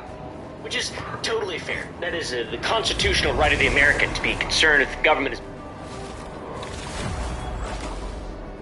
The Ratchet & Clank games have been absolutely destroyed by speedrunners. Take Ratchet 1. The game is built around platforming challenges, smashing enemies with cool weapons, and boss fights, so it's only natural that speedrunners skip doing any of that. Instead, they found ways to avoid fighting enemies, climb up walls, and even fly, allowing the game to be completed in 15 minutes. But Ratchet & Clank 2 can be beaten even faster. Who has time to do puzzles when you can abuse the camera to clip through doors? And why even bother with gravity when you can go into first-person mode and fly around? It's incredible, but somehow Ratchet & Clank 2 managed to be even more broken than the first game, with its fastest speedrun being just 6 minutes. And you'd think that by the third game, these exploits would have been cleaned up, but unbelievably, Ratchet & Clank 3 Up Your Arsenal is even more busted. And thanks to a recent discovery, the fastest speedrun is under 5 minutes. In today's video, video, we'll go over how this game went from a 38-minute speedrun down to the current sub 5-minute time. Check out the crazy skips and exploits that are used before finally looking at what could be the most insane glitch in speedrun history. There's a lot of destruction in Ratchet & Clank, and if you like destruction, then this video's sponsor War Thunder has you covered. War Thunder is the most comprehensive vehicle combat game ever created, and is free on PC, consoles, and iOS and Android. Get behind the wheel of over 2,500 planes, tanks, helicopters, and ships from 10 major nations, with vehicles ranging from staples of the 1920s to modern-day aircraft and tanks being available to play. And the key parts of a vehicle's model aren't just decorative, they can be damaged or disabled by enemy fire. The combat of War Thunder is incredible, with artisan levels of detail given to the vehicle models and paint jobs combined with realistic graphics and sound effects that put you in the seat of history's most significant combat vehicles. Play War Thunder now for drown in my wake.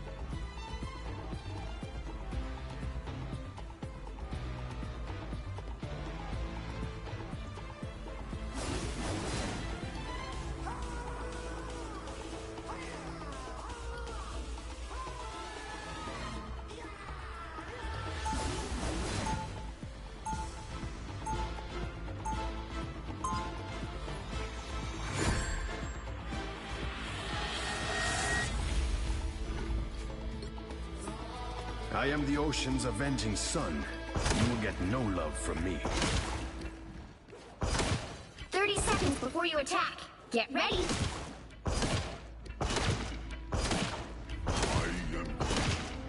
And I can read your thoughts. No need to keep our conversation so basic. What a relief. There's so much I've been dying to say. You're never gonna believe what Rocket did the other day. Then again, The battle starts in 5, 4, 3, 2, 1. All you need to do is capture the mission area. Got it? My war against the surface world will have to wait. For now.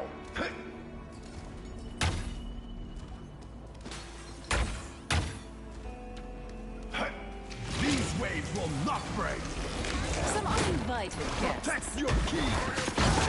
That is much better.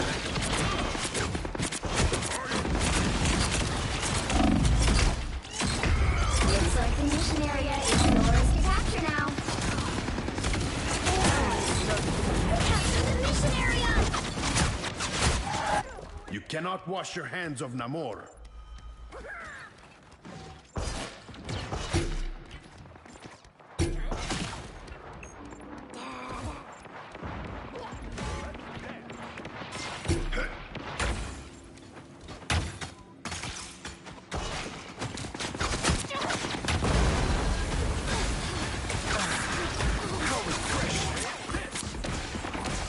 This should help me recover.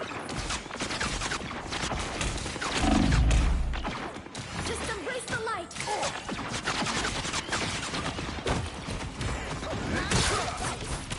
Protect your key!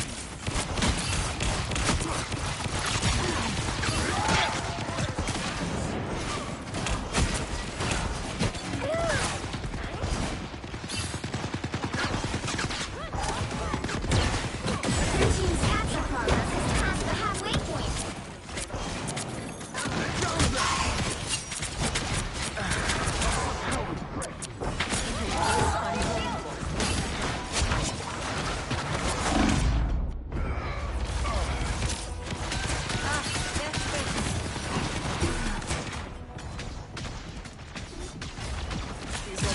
Just embrace the You light! cannot wash your hands of Namor.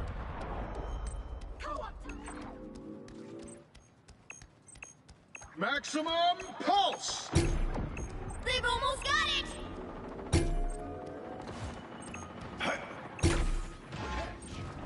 Attack them! More force, that is much better. We are Groot!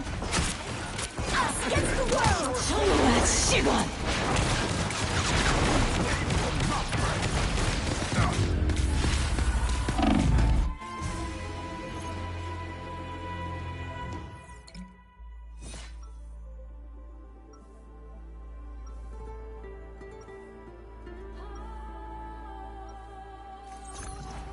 I am the ocean's avenging sun.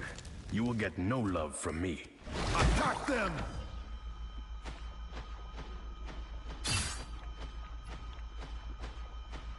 Those who oppose me shall be left. 30 seconds before you attack. Get ready. Eat nut. When other people first saw my powers, they were like, wait, a squirrel? And now they're like, ooh, a squirrel.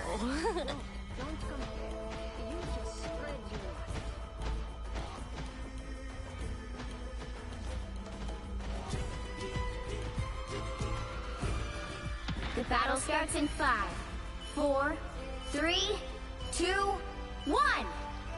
All you need to do is capture the mission area. Got it?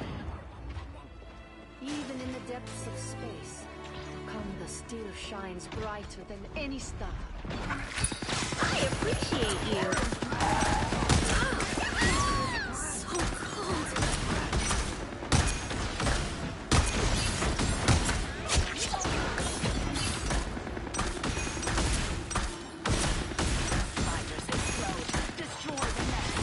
Looks like the mission area is yours to capture now. It's Spider Time!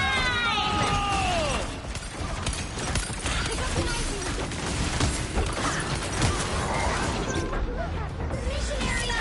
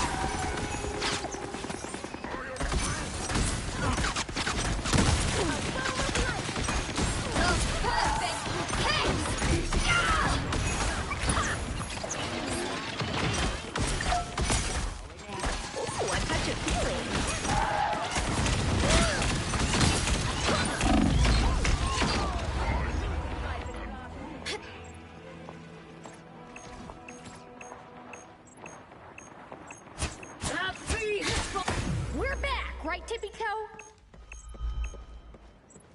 Judge! Jury! Executioner!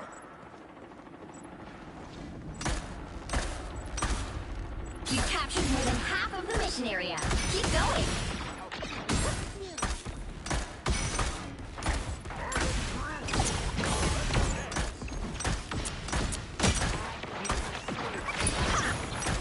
Come on, Jeff. What big teeth you have?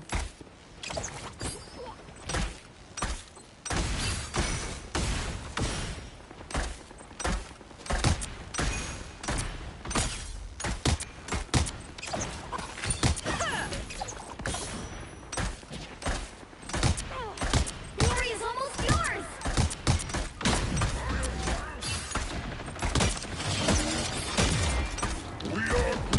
Us against the world.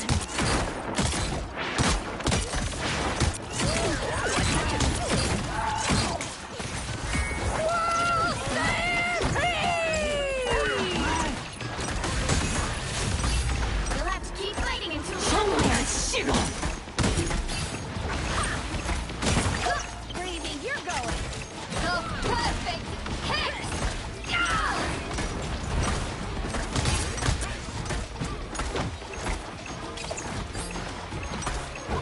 Take that, you villain!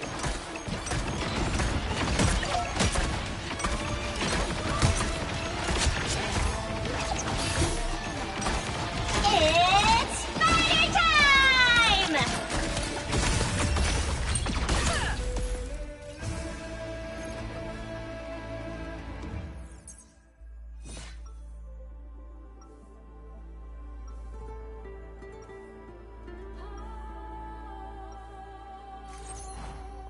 This is Tippy Toe, and she has the powers eat nuts and kick butts. is ready. Come on then. If 30 you think seconds you're before hard you enough. attack. Get ready. Few mortals are so adept at wielding chaos magic. You've caught my attention, witch. Should I take that as a compliment or a warning? I wish you no ill, but all souls eventually belong to him. I will be counting the days. The battle starts in 5, 4, 3, 2, 1. All you need to do is capture the mission area. Got it? I don't think I could handle the pressure of the Dark Force.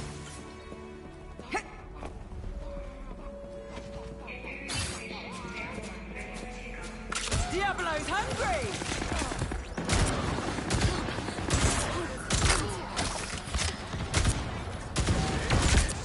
Don't sit, mate! Thanks for the love, The mission area is yours to capture now. Trap set! The mission area is yours.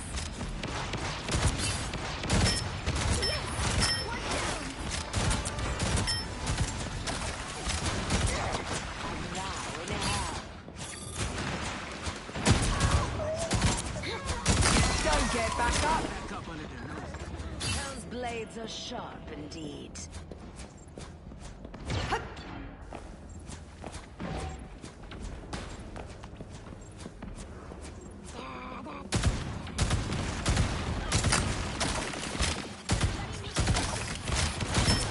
There you are, you cheeky gits!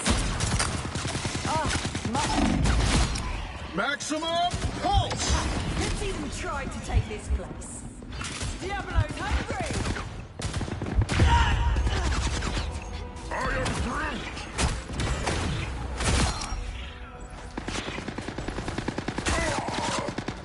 You've captured more than half of the mission area. You just Keep made going. my list.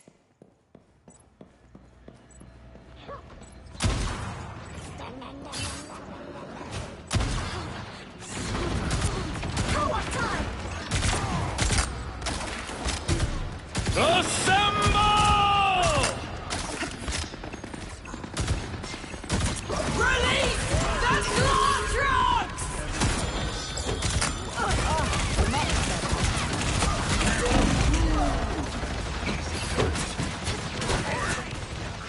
Glory's almost yours! Control lost! Bloodstones don't go down quite so easy, love.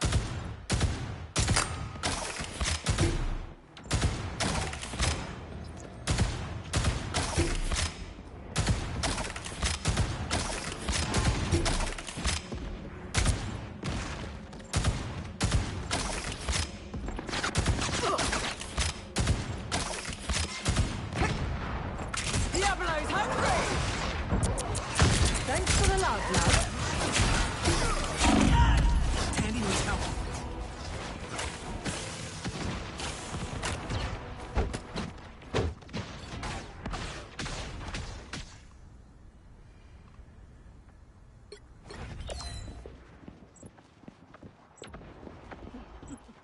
Be right back. Judge! Jury! Executioner! Your team's capture runner has passed the halfway point. I'm opening a portal. A shortcut through space.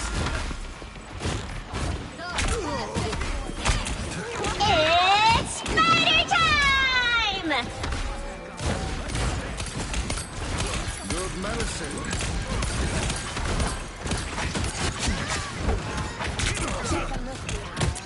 Leave me, darkness. Control seized!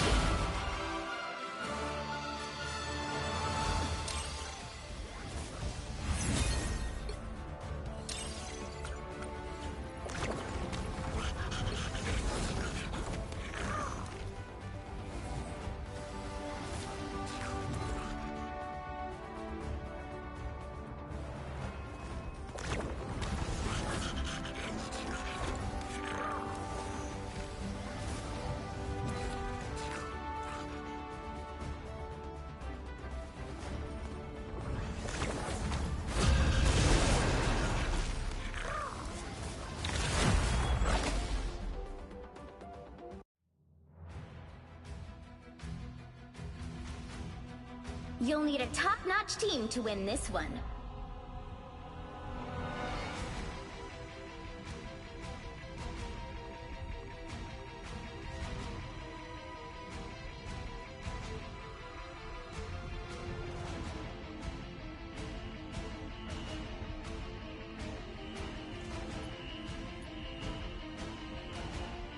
Open your eyes. Reality is but an illusion. Escape pod ready. Opening escape capsule. Round one, go! One sorcerer supreme.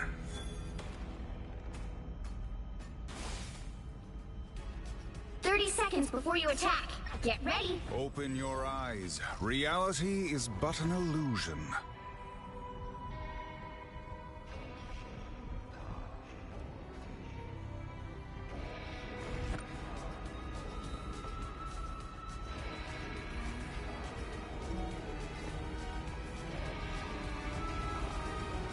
The battle starts in 5, 4, 3, 2, 1! All you need to do is capture the mission area. Got it? This Victor guy There you are, you cheeky git. I like the code. I am strengthened for battle.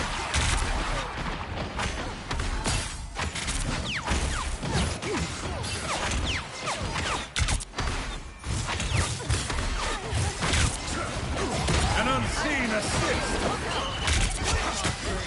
Okay, why not?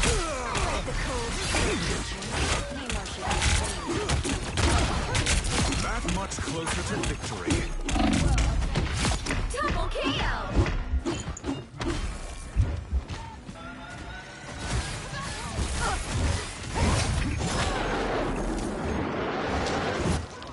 I like the code.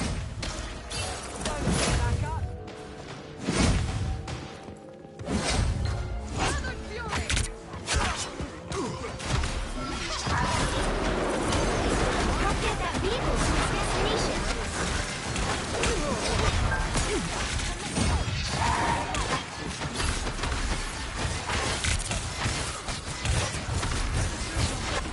I like the code. Out of you, power beyond sight!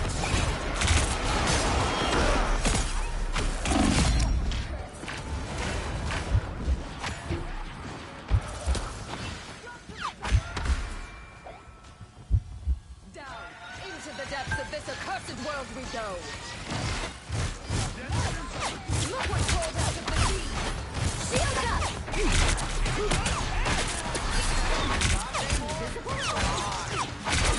I am strengthened for battle.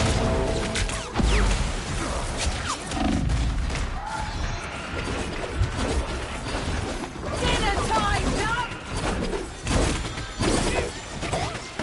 What are you aiming at? They have been seen. I just keep going!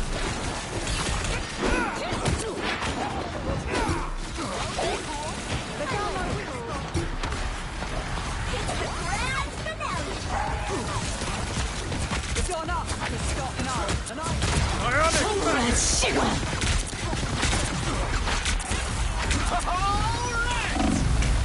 Behold the god of thunder! I will finish the hunt for you, monster. Hi, that feels good. The mystic arts won't fail me again. Love that kick. I'm opening a portal.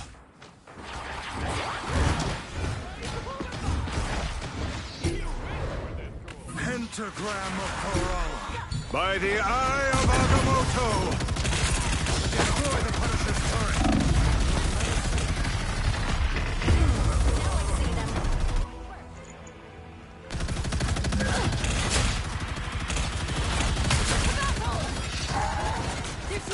The mystic arts won't fail me again.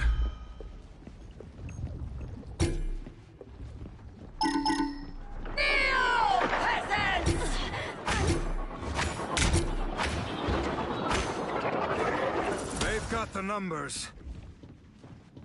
We cannot let Null claim victory. Keep fighting. Get that vehicle moving again!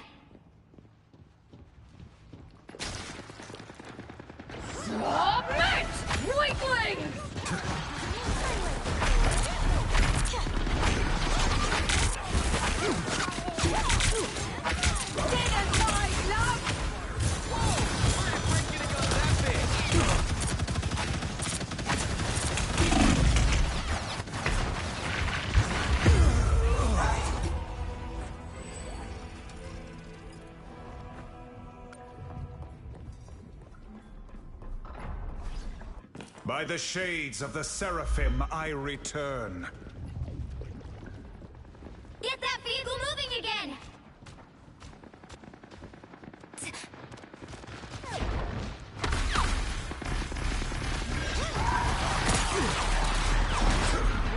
Good medicine. Wheels up! A nice The Punisher's turret is active.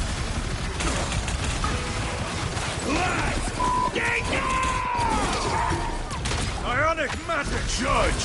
Jury! Executioner!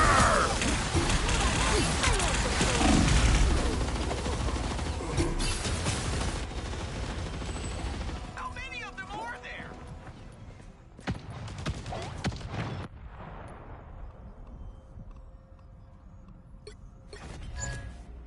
For so long, I fought for mutant Get that kind. vehicle moving again! Our time has finally arrived. Might want to watch out. Only 60 seconds left! You shall not be harmed. I have a shield, but never mind. Hit the ground! Behold the god of thunder!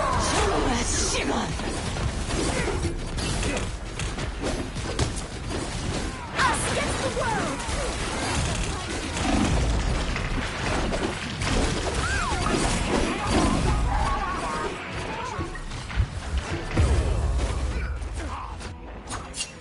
Down to 30 seconds!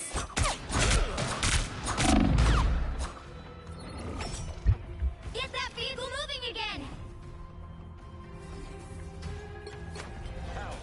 What I do may seem dangerous, but I've never felt safer than when I'm with Spider.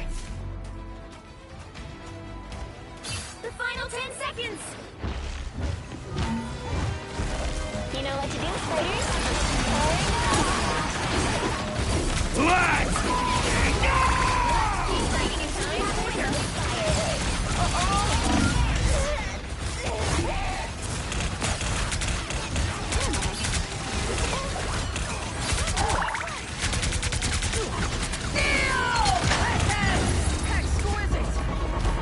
The current score is 1-2-0. Time to switch things up, including which side you're on. You'll need a top-notch team to win this one. I'm here to finish the fight that my father began.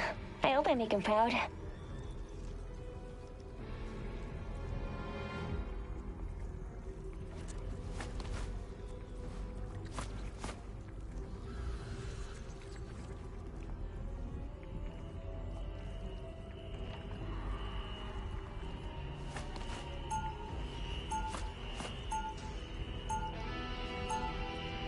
Round 2, go! Most spiders just climb walls. I'm psionically linked to a giant robot.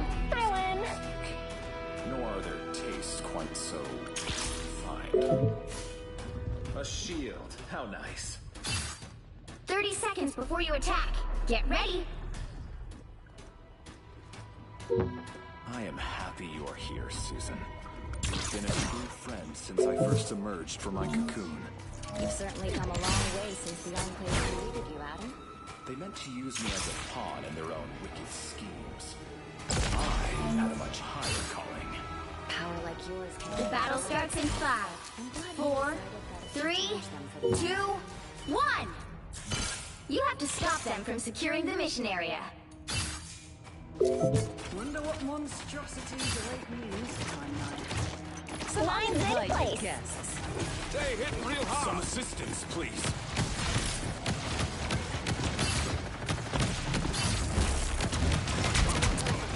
Sure, I'll take a shield.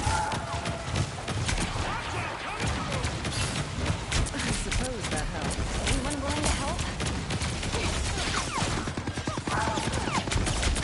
You've got my back? No complaints.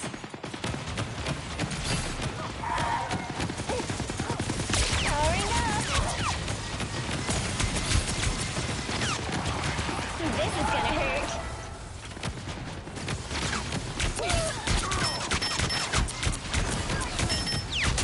You've got my back. I've got yours. Let's get go! Shields up! Line's in place. I know that sound. This time I need healing. I was fine, but thank you. Line's in place. Got my sights on one.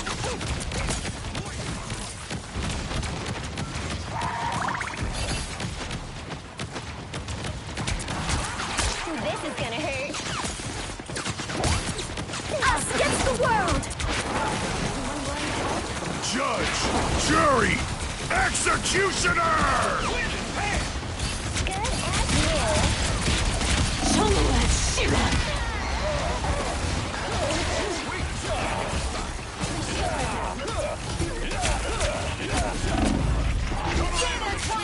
We're back in action.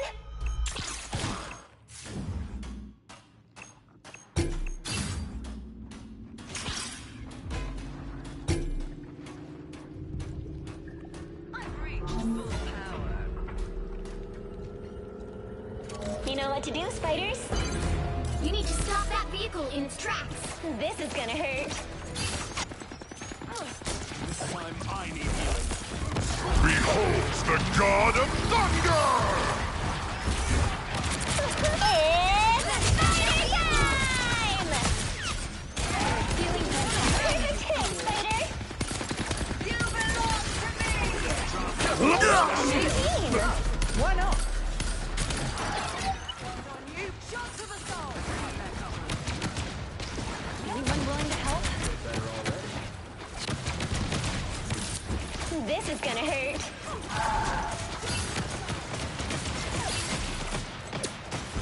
Powering up. Shields up.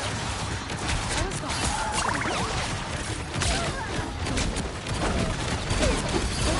place.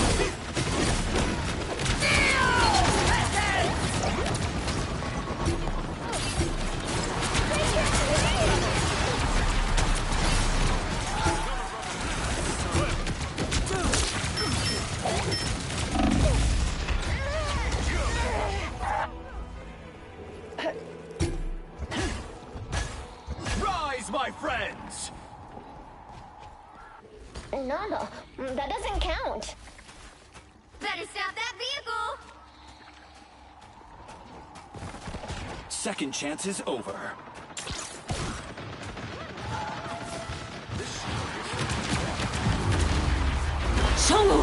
Final score, 1-2-2.